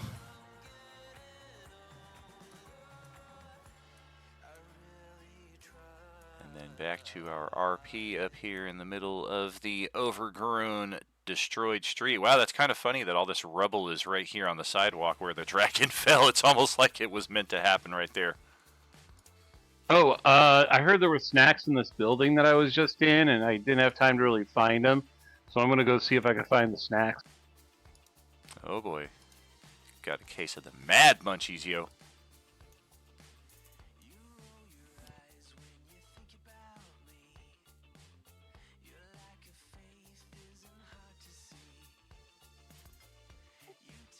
I'm gonna pass Grix my light crossbow +1. Whoa, primo gear right there. Very, very nice. I do also have a short sword +2 if anybody wants it, because I'm not using it. It was supposed to go to somebody, I think, the mushroom dude. Oh, Topper and Inky, yeah. Yeah, it was supposed to go to them, but they never got it, so I still have it, but I'm not using it. Gotcha, gotcha. I have to refresh. My movement got a little wonky. Interesting. Yeah, it's freezing up. I had to refresh mine too. Yeah, I imagine it's still, even with the dynamic lighting turned off, this is an old map that was using old assets, and the dynamic lighting lines are still technically on the map, even though we're not affected by them. I'm sure they're still having some impact on the overall map. It's funny, I look back at these dynamic lighting lines, I'm like, man, that's sloppy work. This is the second map I ever did, though, so.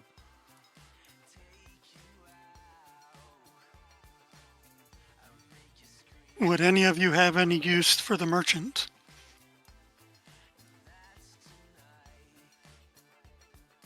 The dragon raises its hand and asks for a true resurrection scroll. Too high of a level. I can't cast it. Oh, that's okay. You don't have to cast it. I just need it, and you can pass it on to man. Who's our big bad for this tabletop? Sararak hasn't actually made his appearance yet, unlike Zastam and Strahd have at our other tables. Sararak is playing. I'm going to go check out the first aid kit. Check it out. That's effectively a potion of healing. Just in a different packaging. Same, you can still use a full action or a bonus action on that.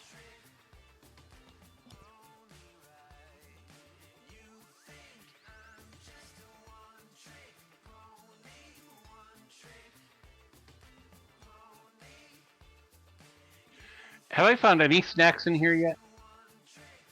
Full survival. Let's Let's see.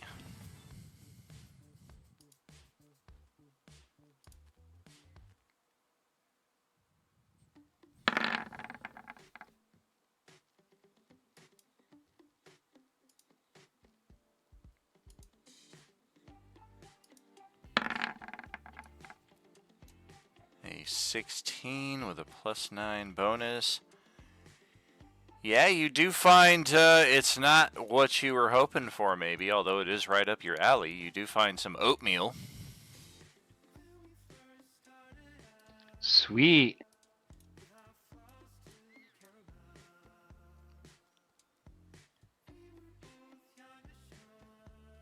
Man, I'm finding all sorts of stuff. Oatmeal, this magic wand that has a cylinder that you put something in it to make the magic go. Yeah, just don't go in here.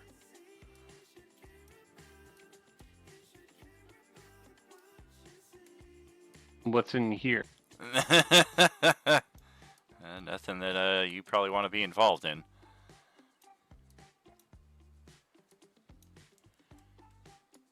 So yeah, any additional RP we want to do here? Reminder that everybody at this stage has a regeneration of some sort, so if we just even kind of chill out for like 3 to 5 minutes, all of you are going to regenerate your HP back up to full. Doesn't take long when you're getting 3 or 9 HP every 6 seconds.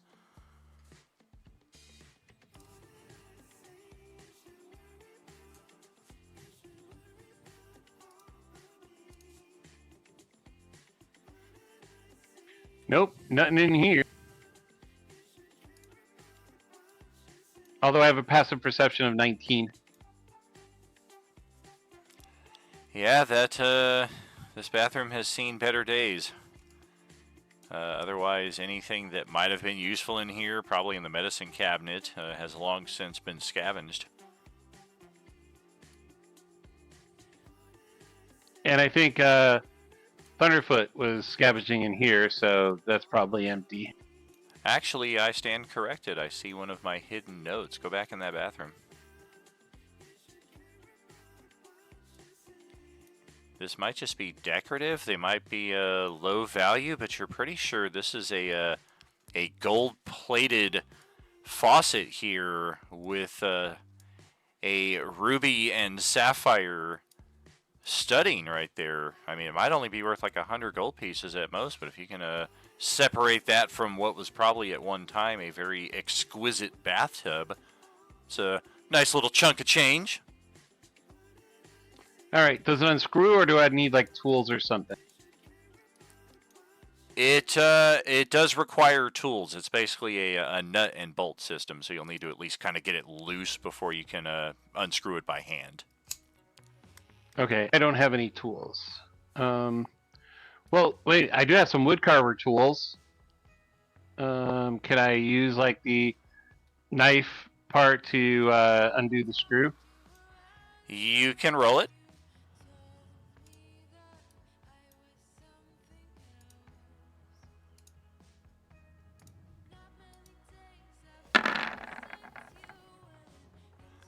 That is good enough. Yeah, you are able to separate. It weighs about 2 pounds, but yeah, it's probably worth about 100 gold pieces, gold plated, and the gems appear to be real. Okay, I'm gonna toss it in bag of holding. Somebody was living large in here. And there's not a oil stain on the floor, but there is a yellow stain here you might not want to interact with. Dude, he's not even here.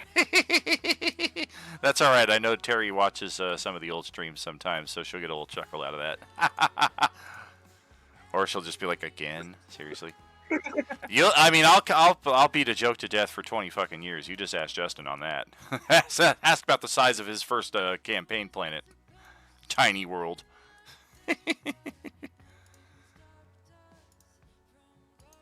Celeste is just gonna float on her broom right over Thunderfoot and just kind of look down at him. So, how'd you get here? Time portal, random shifts, Gossamer Bulb? What's your story? Well, I studied with my Sifu for a while at our monastery in the mountains. Then he said I had learned enough and I should go out into the world to learn more. So I did, and I walked through the mountains for several days, and then I came to some plains, and then I saw a city in the distance. So I walked here, and I find it infested with the undead.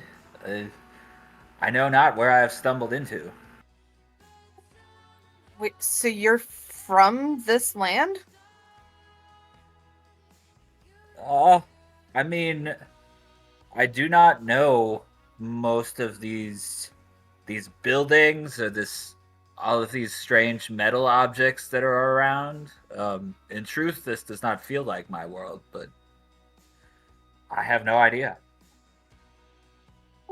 But you don't know how you got here. I just walked out of the mountains. Did you not just walk out of wherever you came from? Come on, he's a halfling. He can't be bad. The amounts of portals and time shifts I have gone through, I don't even know where I'm coming from right now. I see. So you are not going to take it. This isn't even my traveling party. Where's my brother? Why is my brother always missing?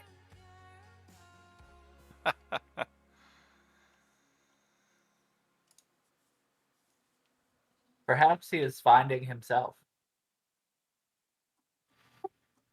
Yeah, okay.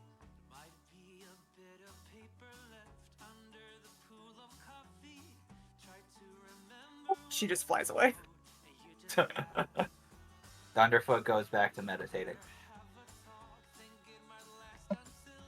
Dan, can I like take the dragon's head and make it a shield using the ability that I posted?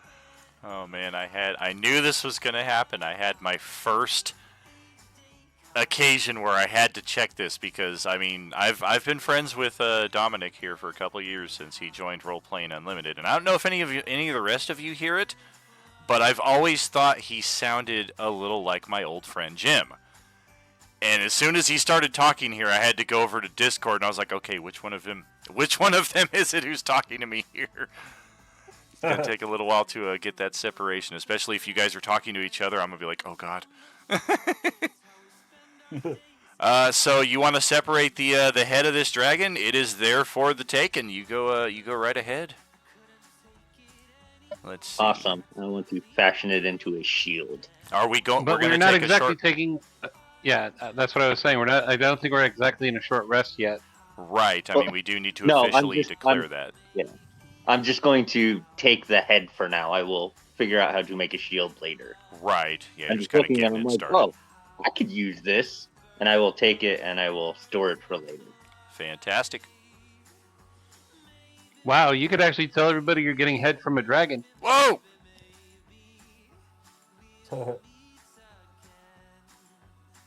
I know if Brad watches this one, he's going to be really jealous because I remember the Dracolich that they fought on Tuesday Crew back in 23 that incinerated half the party with its lightning breath. They destroyed it and it scattered into pieces just like this, but it had a mythic form that took 1 minute to activate before it reassembled into an even larger and more dangerous version of itself, which ironically is where the voice of Silcus's staff comes from. That dragon, for whatever reason, was just constantly like, no, don't attack me! And Terry found it hilarious. But I know Brad really wanted to claim the skull of that dragon, and he protested when I said the bones begin reassembling. He's like, not the head, because I've got the head. I put it in my bag. I'm like, yeah, even the head begins reassembling.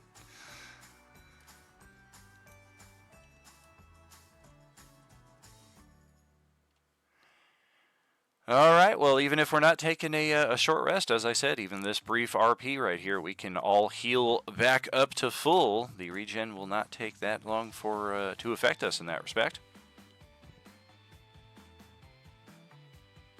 Guys, there's so many cool buildings around. We gotta go explore.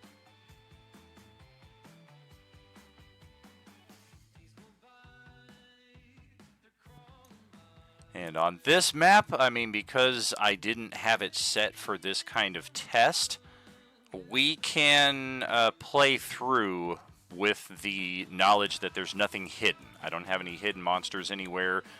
If we do make this a permanent thing, then I'll of course adapt accordingly. But for this map, everything that is on this map is visible now in this state. So it's really just a matter of I explore over here and, oh look, there's a zombie in the affordable dentistry office. Right over here.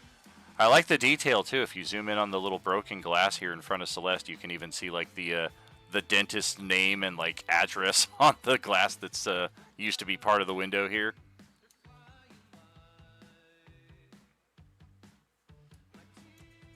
That's funny. Yeah.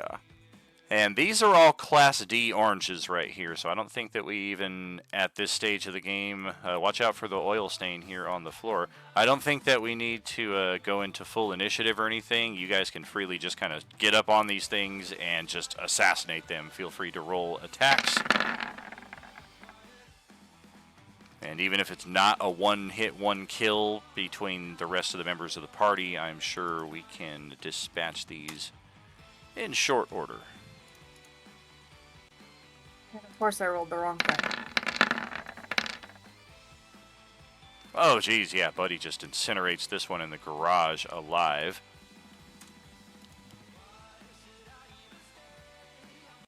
On the original Agent Orange map, when we played this the first time in 2017, this garage was the most secured section on the map because it housed a Chevy Camaro inside of it. That was a pretty sweet ride for our characters once they got their hands on it.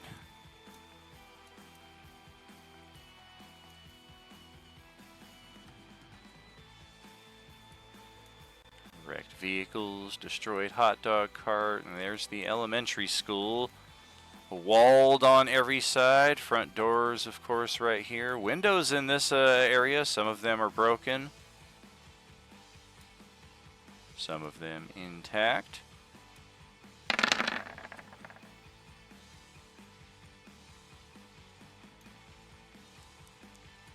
More zombies present down in here that are likewise not going to stand up to much of an assault, but hopefully others are following Celeste down here so she doesn't get outnumbered by the zombie presence that we see, because there are 4 of them here between the classrooms.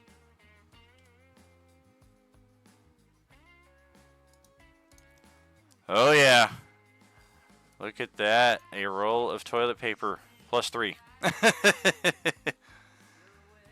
That's that organic bamboo stuff right there. We found a medical supply cabinet around the corner. Oh, that's my zombie. I found that. Let's see, Grixalot. There we go. Yep, stabby stab. Crush this guy right here. Trolley. Spray bottle. Ooh. Yep. It's filled with something, and then some writing implements. Over here at the teacher's desk. Might be able to fashion some something sharp out of those if you're particularly clever. Otherwise, the filled spray bottle, taking a sniff of that. Man, somebody filled this thing up with that appears to be acid. It's like an acid spray. Might deal like 1d4 or 1d6 per spritz, or if you like empty the whole thing, it might do a little bit more. As far as the medical supply cabinet, I have left this one open to chance, so that will be determined by this roll right here. Wow, I've been rolling really high on percentiles lately. Good for you guys.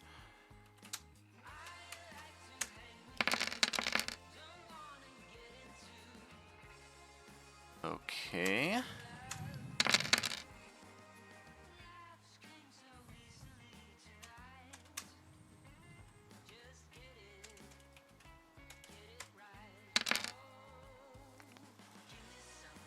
Not too bad. Using the cannon and the crossbow to blast away this one here in the classroom. Very good.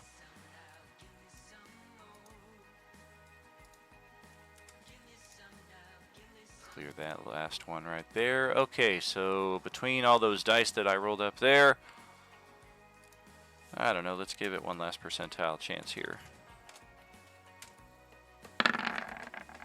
Oh, I saw that coming down on 00 for a second, and that's another 36 tonight. They just write themselves. Okay, I don't know how Estrella somehow did 0 damage. Oh, it's minusing his strength off of the crossbow. I don't think it should do that. Alright, inside the medical supply cabinet, there are 9 first aid kits. 9 potions of healing, essentially. There are 6 greater first aid kits. Potions of greater healing. And there are 4 superior healing potions or first aid kits. So we've got the first 3 varieties of those 9, 6, and 4. A pretty nice haul of medical supplies here. I'll pass that out to all of you guys. I won't take any. So you guys can take whatever you guys want. Cast healing upon yourself? What's that? Can you cast healing upon yourself? With second wind, kind of, and I have a lot of potions, so I will let you guys take those. Yeah, I have a bunch of potions, and I also have healing spells, so I'm good. What are these red boxes that you were talking about? This is unfamiliar to me.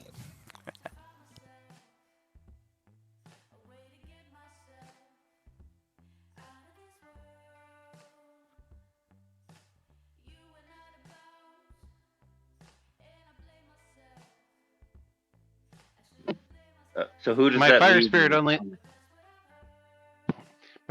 only lasts for an hour, so it would probably be gone by now.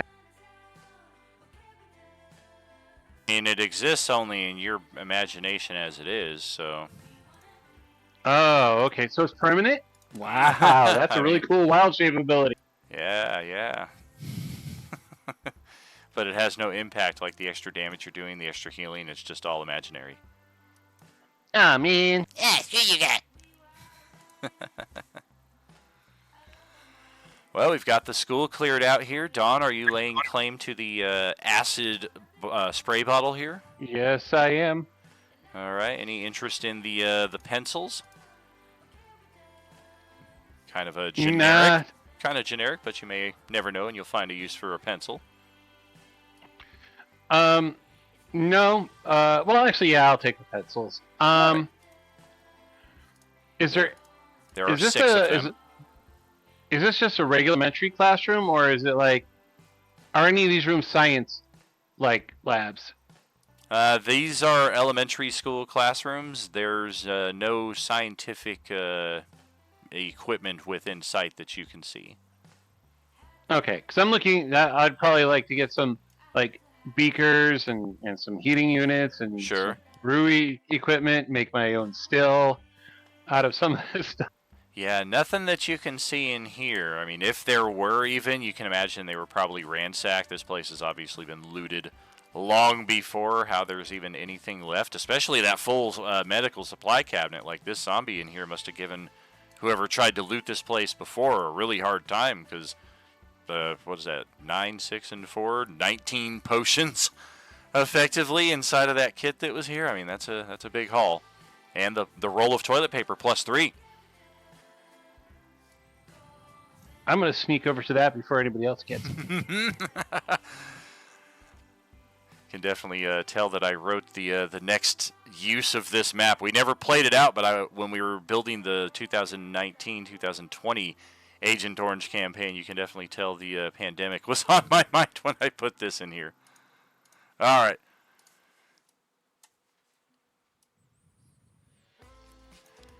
Oh, Celeste has made her way up to the convenience store. Yes, indeed, there is something in the dumpster. It is a clown car of dumpsters. It has a portal that will lead you to the Sunday morning game where you will forever be attached. Nope. The one table you are absolutely unavailable for. And there you go. 100% not gonna go well. No, there's a lot of trash, a lot of stuff you got to kind of sift through, but it looks like somebody took advantage of that, thinking that nobody would dig through here. Go ahead, roll an investigation. Let's just see how much you're able to find in here.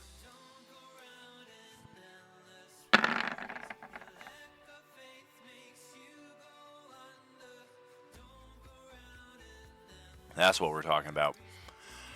Oh yes, you will find everything that is in here. All of it is contained within a single plastic bag that is tied pretty loosely. Some of the items have are almost in danger of spilling out. If you hadn't been so careful in how you're sifting through here, you could have seen how you might have upended this bag, and some of the finer items might have fallen out irretrievably, unless you went through everything in here.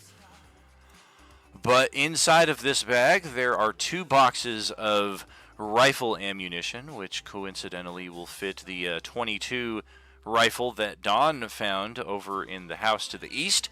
There are 40 of these rounds of ammunition. Additionally, there are a few pieces of valuable jewelry contained inside this bag, loosely. A bracelet, a necklace, and a pair of rings. You can roll a history check to see if just how close to the accurate value you're able to gauge here.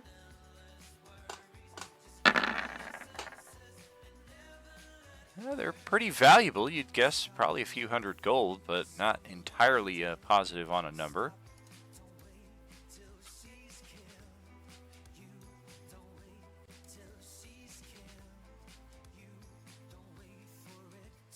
Yeah, ask the Joker if there's a use for a pencil. You want to see a magic trick?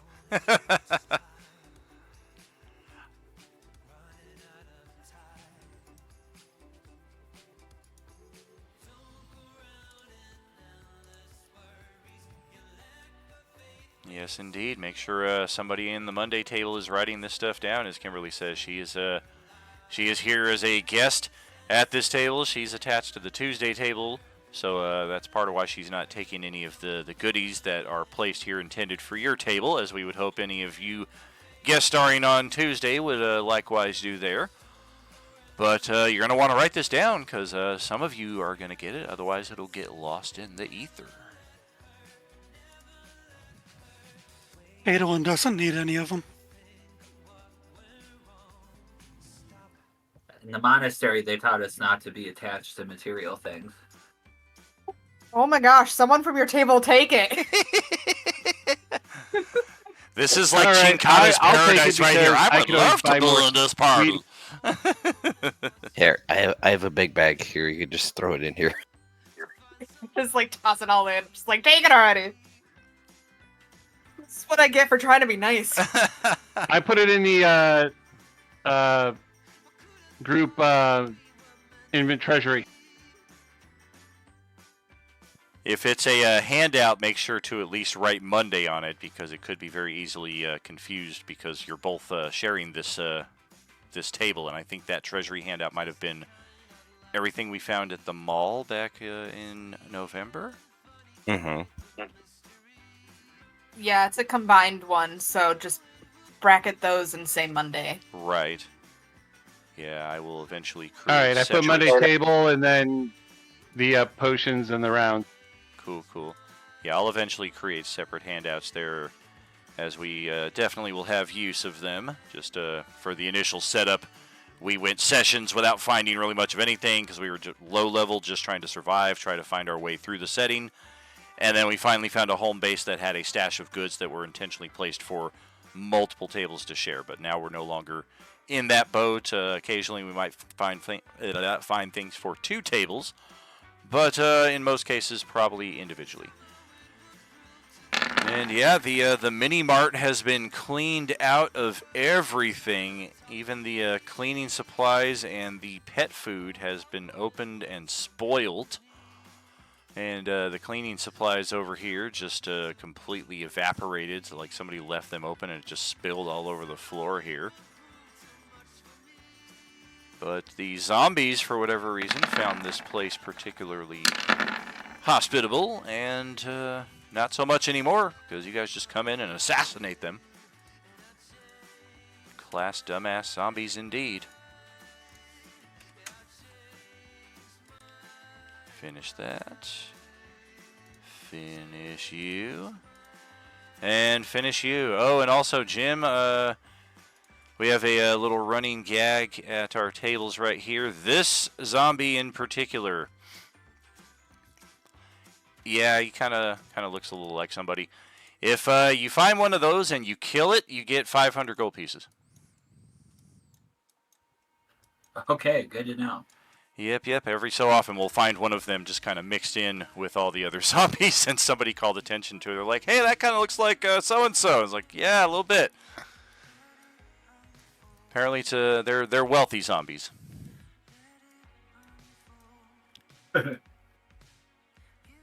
And, I mean, what else do we have on this map? Did we, in fact, get everything? I think we did. The only other... We have people. Oh yeah, there is the survivor camp up on the overpass. The other item of interest that some of you might have passed over entirely, and this is really just a little bit of narrative coolness, is this loose newspaper in the road, which dates December 24th, 1972. It is filled with articles about a spreading sickness throughout the New Mexico region. The original Agent Orange campaign took place over Christmas weekend at a rock concert in Carlsbad, New Mexico. So that's why there's always a New Mexico attachment to the Agent Orange side of the story. And not necessarily the Christmas season in every story that we tell, but that was the origin of it. So it's a little interesting piece of history just kind of lying here on the sidewalk.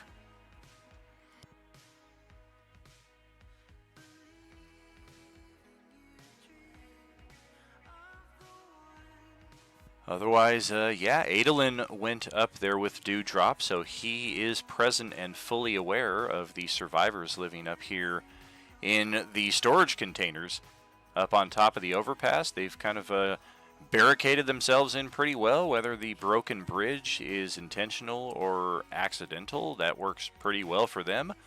Not going to be anybody approaching from that side unless they can fly, which ironically all of you or most of you can. They hadn't experienced that before. So all of their defense are from a ground-based perspective. We can see the stairs leading up to the overpass are surrounded by barbed wire. There's a little barbed wire gate over here. There's a barbed wire fence on the south side of what they claim as their territory. And one of them did open fire on Katie, her fairy character Dewdrop, when she approached them. And we had a little interaction. As I recall, there was some bewilderment on their behalf because their perception of the undead is not the same as your group's. These it's a common trope that we see in a lot of the undead stories where people don't think that a zombie is dead. They're just in the next stage of their existence. So they're kind of they're shepherding these people through the next stage of the afterlife. So for you to just come in and kill all of them, in some cases, they might just find it sad, or you don't see the bigger picture. In other cases, they might be horribly offended, and you might make an enemy out of them because you just came in here and you killed my family. We saw that happen on Tuesday night, a number of weeks ago, in fact. It's fine. Out of curiosity, what's this item supposed to be on this table right here? Let's see, where are you? That is... It's a little sheath for a knife, but the knife has since been taken. But yeah, there is a sheath right here on that table. Gotcha.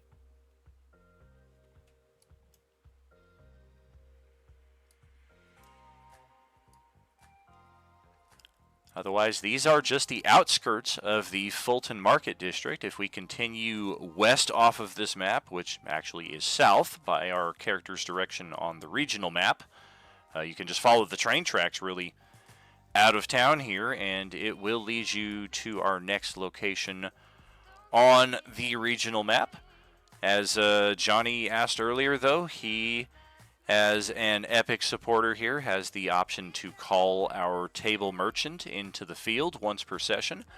If anybody has any shopping they want to do, reminder as always, we like to have that stuff kind of prepared ahead of time. We have a full inventory posted in your table's merchant channel with the costs associated with all of the items. It's under the pinned messages, so at any time you're free to look that stuff up.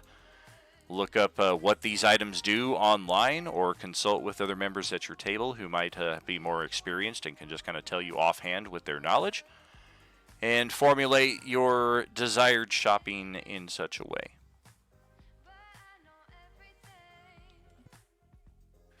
Dan, can I call him and get my order and then let them pick their stuff after session? I'm okay with that.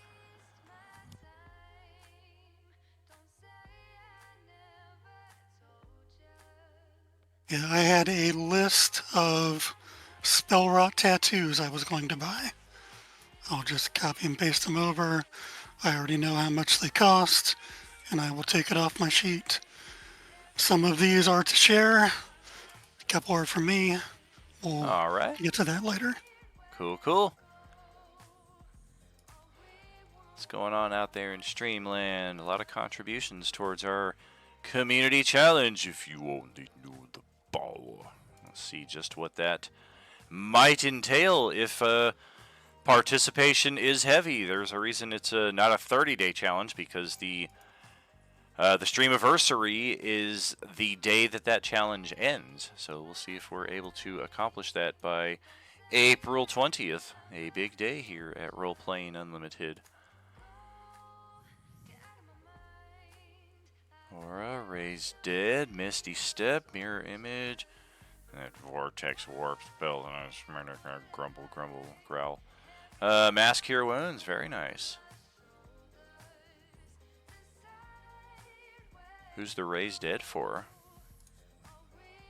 That and the Magic Aura are for if I get a chance to go back and try to raise Yonlik. Oh, gotcha. Yeah, I mean, he's still on this map. His body way over here. We did have a Treant companion who unfortunately did not get swarmed by the undead. The undead never really paid any attention to it, but the Void Claws were undead and a bit more tactically minded and realized what that giant Treant was doing to the ranks of its allies, so these things took umbrage with that and pretty much blasted our companion away. These things can be pretty nasty when they hit. I'm sure all of you remember getting hit by one of these a time or two, and that's on the low end of damage. There we go, a natural 20. Look what you could be taking from something. They're not fun. So Dan, could we retro that, since I didn't actually do any of the searching, could I have gone back to Yonlik's body, cast Nistel's Magic Aura on him to try to mask him as a humanoid, and then try to raise dead, and you can just tell me if it worked? I will do that. I think I already decided this however many weeks ago when you told me, but I forgot. Yeah, I brought the idea up to you about a month ago. Yeesh.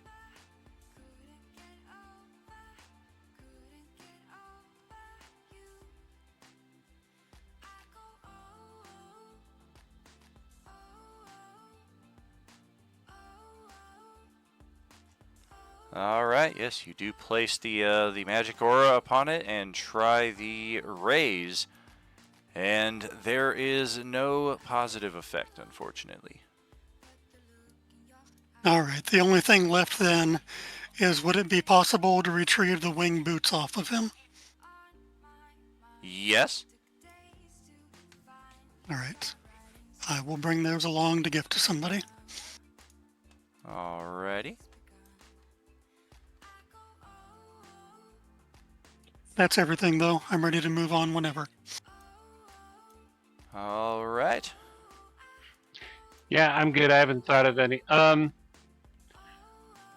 Does he have any weed with him? He does not.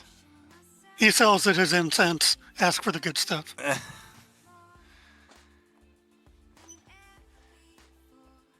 Should we share it with Treebeard? Share it? I don't think he'd understand. Dead plant and all that. Right.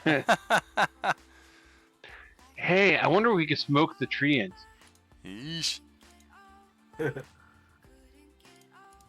There's only one way to find that out. You said you had called the merchant, correct? Yes, I did. Well, I would actually like to purchase a pearl of power from them.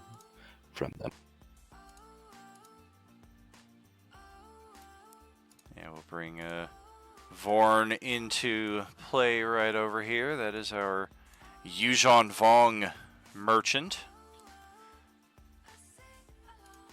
who handles all of our necessary business here. We also found out a rather juicy bit about her affiliations behind the scenes, I should add, in your table's role-playing channel, posted a few days ago. But for right now, she is here for business and will definitely help knock any of that out, assuming you've got the cost and everything all set. Then she has a Pearl of Power for you. Okay. Uncommon item. At most, it's going to be 500 gold, I imagine. That's what it's listed on the list. Beautiful. Yeah, most of them are probably around that mark, but you might find occasionally some of them for like 300, 420. You just watched, what, 2 nights ago? I already forgot what I quoted. The Two Towers. Oh, nice. Yeah. I've been meaning to get back into that marathon. I want to watch all 6 of them here this year at some point, but I still need to finish the Star Wars marathon I had going on the RUTV here in our Discord. I left off in the middle of Ahsoka. Alright, any other business we want to knock out here? Otherwise, we are good to proceed down the tracks to the next area. Adolwyn's just going to chew up a very old birthday cupcake for a short rest, and he's ready to go. Stale. Crumbly. Yeah, but I need my channel divinities back. Alright.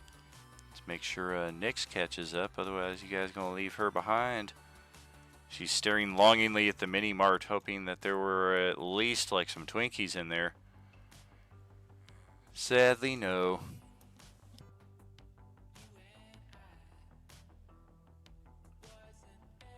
And What do you mean? I was here this whole time. Let's check our rest tracker. Monday took a short rest, our very first session. And then a short rest in session 11. So that was 4 sessions ago. It is getting near the end of our day. This is your call entirely if you want to proceed on to the next area. Most of you are probably, I mean, health-wise you're good because of the regeneration, but abilities-wise, many of us are probably scraping the barrel. Your call if you want to push on or ethereal bulb your way back to home base, or try to find a long rest opportunity out here in the field. We can't take another short rest unless you've got one of those cupcakes or something, which don't count against your daily limit of 2.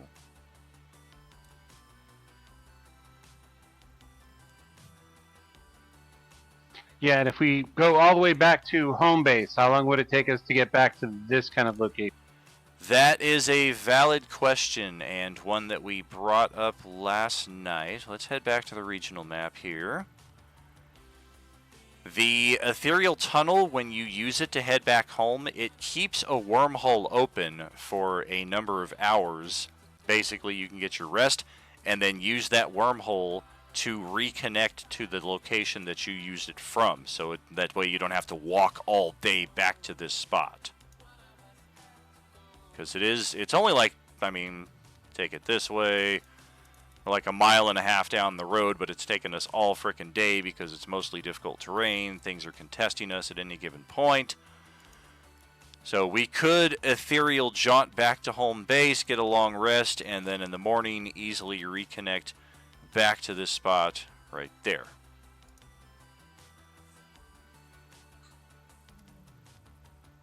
Does anyone have the Leomund's Tiny Hut spell?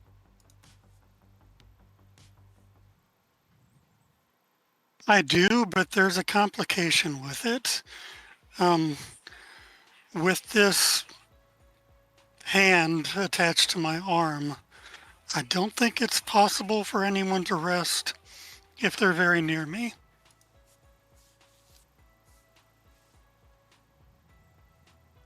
Well, that's a bummer. The way it feels like Vecna would siphon your energy through, and you just wouldn't get it. Has Why Celeste would even you have noticed that? He has that. I mean, his withered hand is pretty obvious. I think this is the first time he's actually mentioned the name Vecna, though. What the heck, man? That name means nothing to I Chris. was technically asleep. I don't know.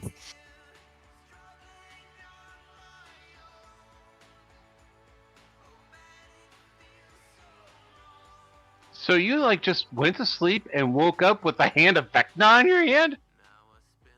Well, something was happening back, remember at the mall in November, and I cast Identify to try to figure out what was going on and got sucked into it. And when I came to, my hand was gone and this one was here.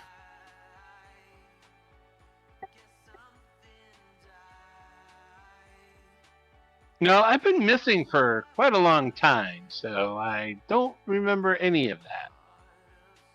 It's presumed that you were just kind of chilling out at the whatever we were using for a home base between adventures until you found the more permanent home. So Buddy would have been aware in some respect of that. How much is, of course, up to you. Oh, he would have been baked the entire time. Totally fine. I mean, you it got has the hand of its Vecna uses. yesterday, and I'd still probably be like, where did that come from? It has its uses, but it also has a few downfalls. Uses.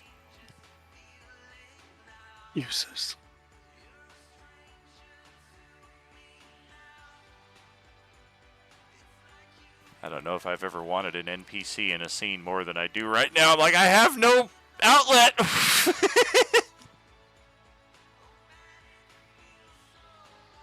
Well, it would be unsafe to send you away far enough for us to get some sleep. So I guess we probably have to go back.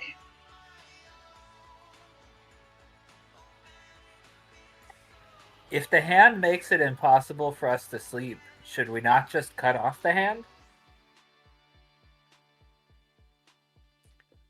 That is a possibility. I'm not sure I would survive. See. As far as knowing what the hand is, you can roll an Arcana check. All right. You gave me advantage on those through Kalis's glasses.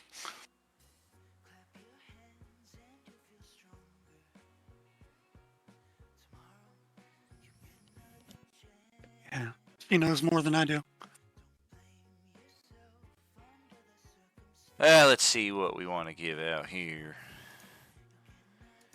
We do know, at least with that there are the two respective items, the hand and the eye.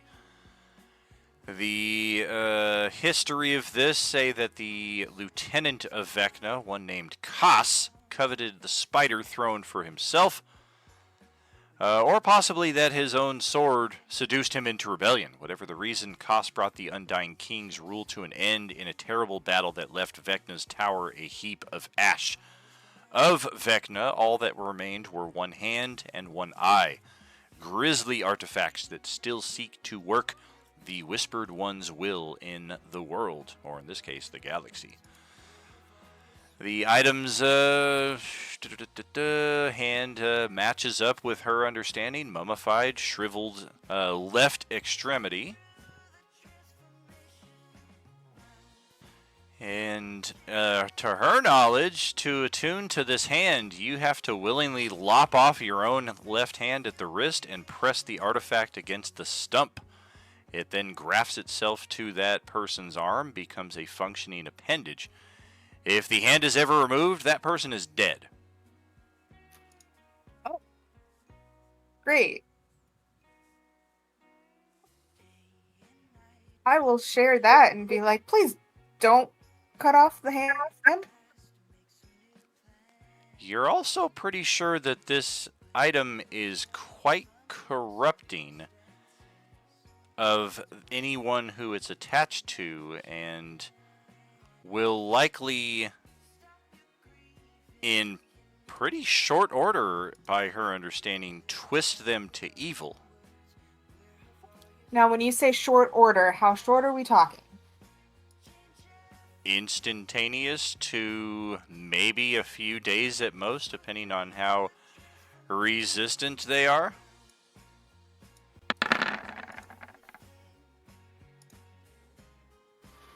Well, that was crap.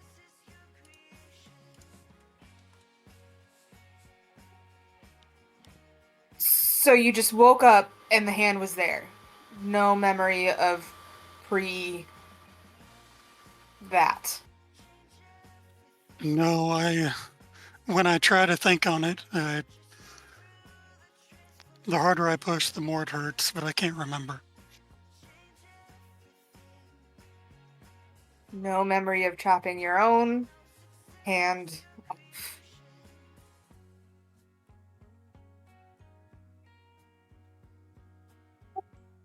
Cool. This is fun.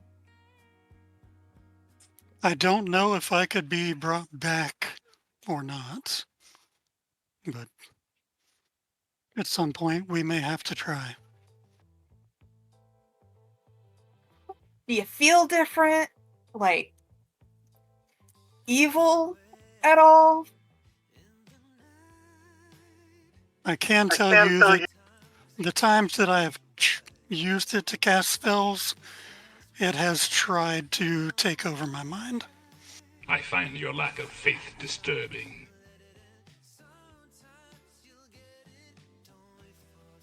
Celeste is like looking around for whatever time portal is going to just shoot up all of a sudden and take me back to Tuesday Crew, because this is freaking me out. What if we remove the hand and then cast Revivify on it? I have a really strong feeling that that wouldn't go well. Just a feeling.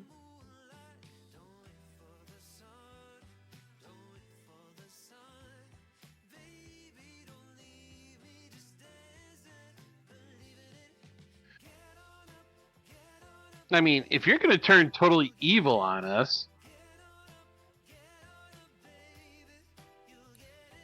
Is evil a deal breaker for your group of adventurers?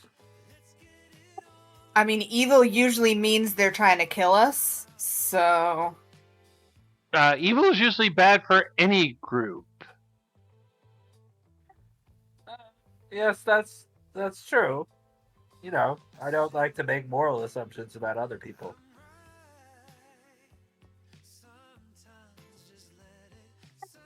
But I am certainly not evil.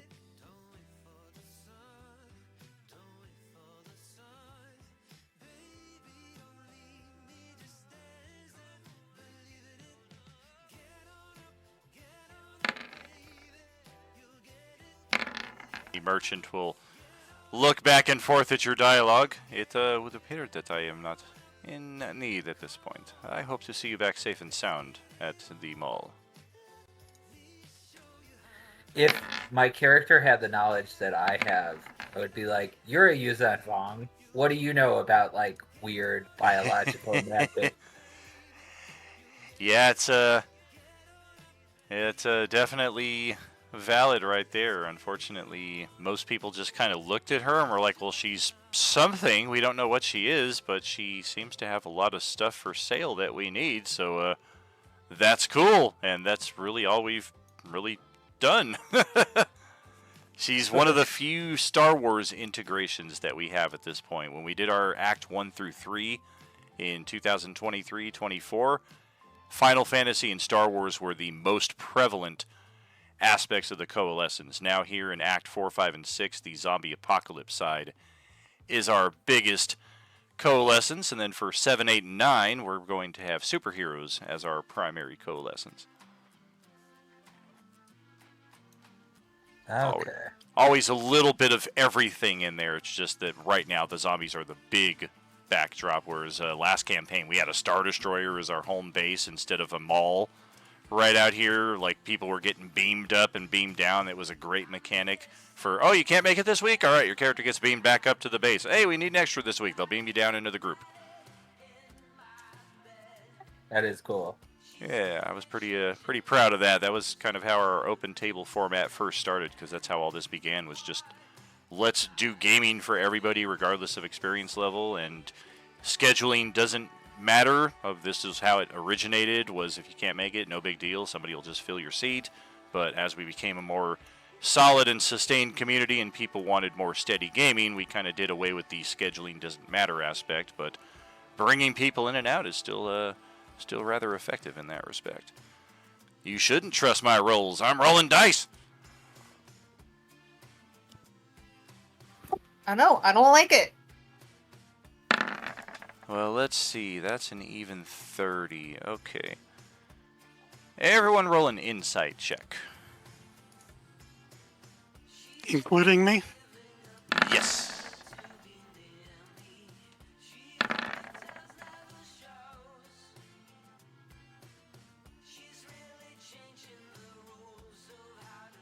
I'll burn an inspo to get the 28 because I want to know for myself. I like it. All right. What are we looking at here? Good, good, average, very good, good, horrible, and good. Well, all of you can easily even out Nyx's natural 1 right there. We're doing a group check here. We'll take the average, and you guys all did pretty damn good, especially with that 28 being the high point. Yeah, the persistent gloom, it always does its thing as far as thwarting how far you guys can see, but you still do have a general sense of it's daytime, it's nighttime. So at this moment, you can kind of sense that the sun has passed that section of the day, and nightfall has begun. We can expect greater levels of danger likely at this point, and all of our senses and instincts are just kind of telling us that we need to find a place to lay low here pretty quick, because even though we've cleared this section out, nightfall, this is probably their land, and they're probably to be found in greater numbers.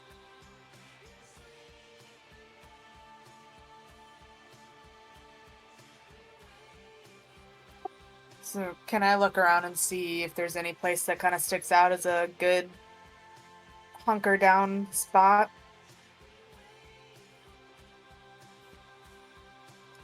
Well, let's go back.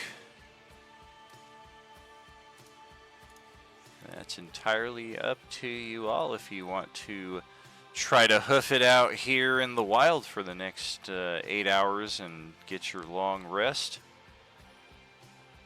Got a number of structures here. Again, one of our party is aware of the survivors up here in the storage sheds, but he's also equally aware that they may not be our friends. And probably why they wouldn't be our friends. If they didn't like you killing the zombies, I mean, who knows what their impression might be if they find out you killed the Titan. I mean, the Titan might have been like a fucking god to them. But only one way to really find that out. Otherwise, I mean, yeah, there's a number of buildings here. Just none of them are really secure. All of them have at least a busted window or a busted door even. They'll provide you cover against the elements, but maybe not necessarily against a pack of roving undead that have proven to be able to smell you on the wind.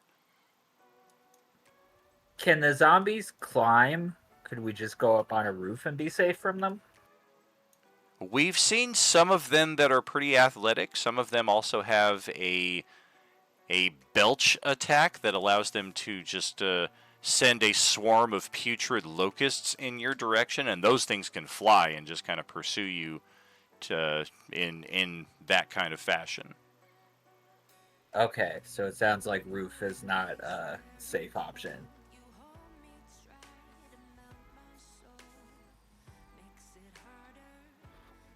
I mean, if you guys want to try and hunker down while I'm still around, I can help keep watch since I don't have to sleep the whole night.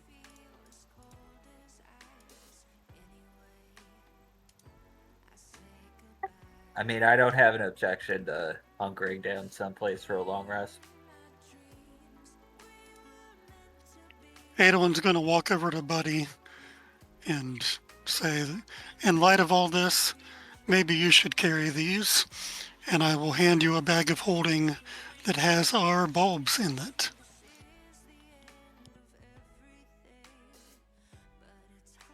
And for those not in the know or may have forgotten, we have 3 of these Gossamer bulbs. Technically, we got a 4th one from our recent community challenge. I don't know if that one ended up in Adolin's possession also. I did tell each table to assign a party member to hold these, but they are very fragile. They were gifted to your groups by the Time Mistress during our downtime event in November-December.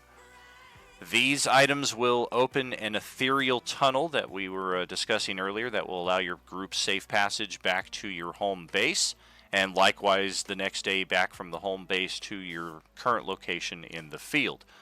They are the only known guaranteed way of long-distance safe passage. Wednesday, Thursday tables are still more Thursday than Wednesday. Wednesday finally got themselves out of the mire, but they are still discovering the horrible after effects of using a long-range teleport spell in a campaign setting that is in and of itself a literal clash of time and space.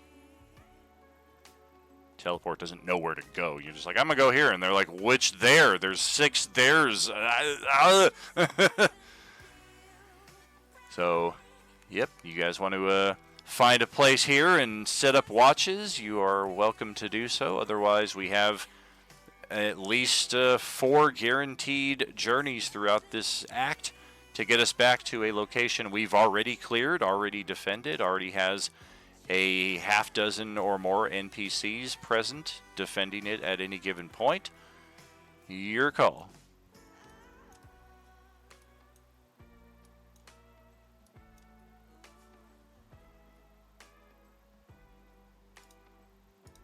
Or we can just try to push on through the night even. We don't necessarily have to call it a long rest. We're at that time of the day where the sun is set. We're getting a little tired. Truthfully, a long rest would do me a lot of good. I am pretty low on spell slots. I'm kind of getting them here or there. But I also could work on a couple things equipment-wise to help us out. All right, let's use one of the balls to go back to the...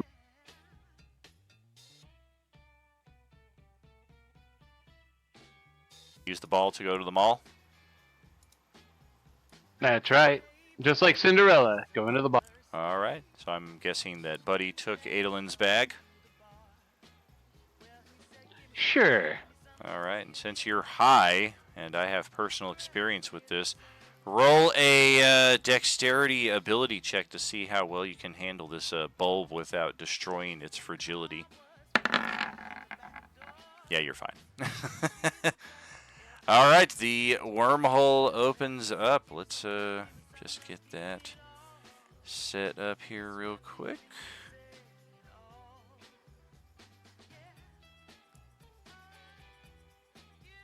Oh, that's that's a new upgrade they added here as well. That's cool. Drag to place, alt drag to retain the artist's intended dimensions for the asset. That could be very useful little shortcut going forward.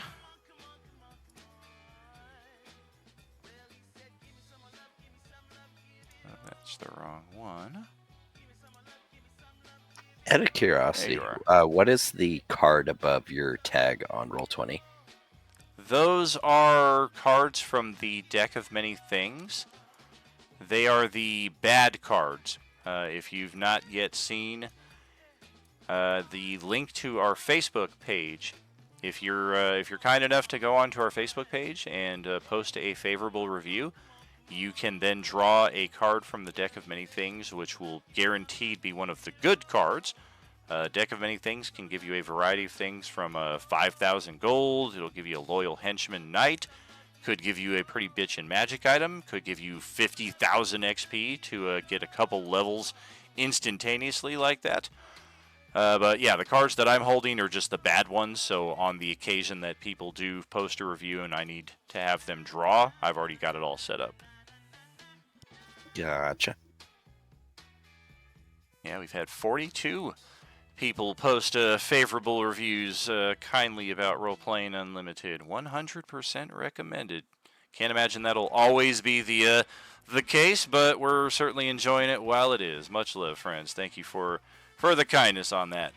Here is our portal, and that's going to lead us back to our home base. We can head to that. We've actually been a while since we've seen this map, but here is the mall that we spent so long clearing out. All these assets, a lot of them are way out of date. You guys have long since cleared out all the zombie carcasses. The demon dragon and the time mistress are no longer chilling out over here. But the setting itself is as it should be. A lot of the assets, too, I need to remove from the map, like you guys already went in and scavenged all the goodies from here at the Finest Jewelry Shop. That's where thousands of gold on the party inventory sheet came from. So really, it's just a blast from the past. This is where we spent our 6 weeks of downtime. This is level 1 of the mall. There is a whole other level that we might as well, just for nostalgia's sake, jump over here. And likewise, same deal. A lot of zombie carcasses I just need to clear out. It's not really an imperative thing at this stage of the game. But yeah, this is our home base where we can for sure get a long rest. I will track that on our tracker. You guys are free to click the long rest button, get all of your restoration.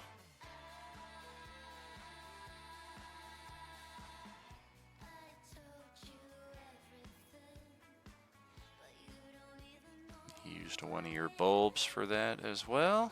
Got that marked down.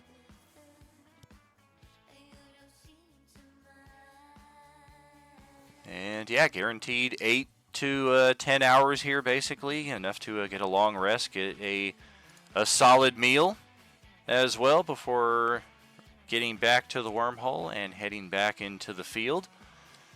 That is likely something we will save for next time around before we fully get on to the next map.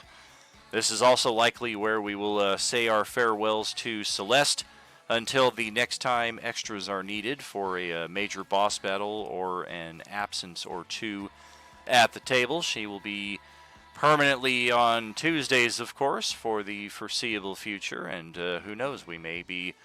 Actually, I think we are short tomorrow on Tuesday. It's not 100% confirmed, but Terry has told me that she's pretty sure that she and Brad will not be there tomorrow, so we might be too short tomorrow, in which case I may tag this table and seek an extra or two, in which case your character may just have a little fun jaunt through time and join us over on those adventures for a session or two. Just all kind of how we do things here. We'll start setting our closing ceremonies in progress here. No real need to On that front, we don't need to track initiative for a change. We're not ending in mid-combat, so we'll go back to our start page right here. And there we go. That's 3 down, 21 to go. We'll keep repeating it. 24 sessions in 26 days here as part of our 4-year Streamiversary at Roleplaying Unlimited. It's been a long time coming. We got a lot of entertainment here for the next few weeks, including 3 more nights in a row. Tuesday night, continuing our adventures in Kryn, Chicago, before Wednesday and Thursday take over in Cyberpunk Waterdeep, a mix of a cyberpunk Japan setting with Forgotten Realms' most famous locale. We'll see what kind of adventures we get into there. One is still coalescing the Clone Wars, as the teleport hijinks on Wednesday unintentionally opened a series of rips admitting a lot of battle droids, a few assassin droids on speeder bike, and one very, very sick and coughing cyborg general, otherwise known as Grievous. Yes, thank you, Grievous. We will see you again this Thursday for that, but first off, Tuesday night, back to Kryn, Chicago tomorrow at 6 p.m. Pacific. Thank you for joining us here tonight. Thanks again, Murderous, for that raid earlier. 5 people. A few of you guys looks like you hung out for the remainder of the stream. Do appreciate that. As you know, friends, there is no RU without you. So stick around. We'll see you tomorrow night. Much love, all. Good night. Good night, y'all. Night. Good night. Thanks, Night, Tanner. everybody. Night. Good night. Think over whether or not you trust me. No!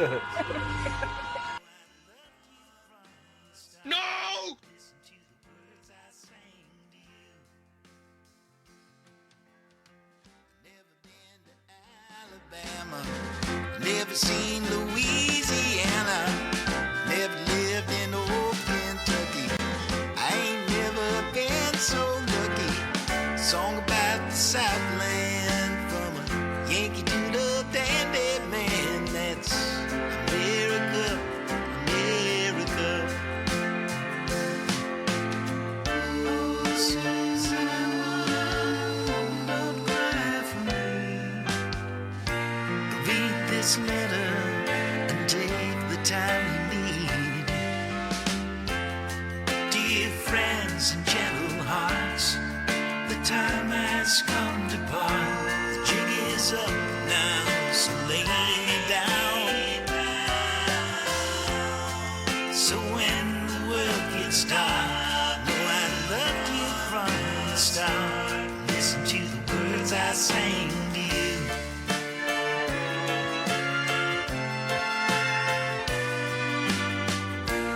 Listen to the words I sang to you.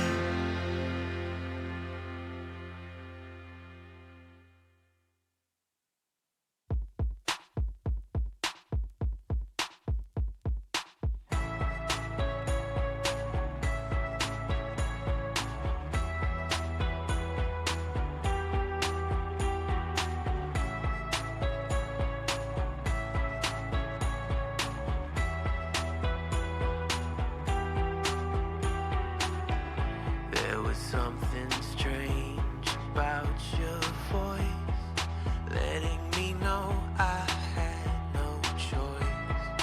Walking in circles to get home, trying to grasp them now on my own. A heart of stone, you're a stranger to me now. It's like you've never been here, struggling on my own. Oh man, it feels so wrong. Now I spend my days looking back on life. It all makes sense, you met this other guy. All my assumptions prove to be right, but I'm trying to grasp you're on the other side.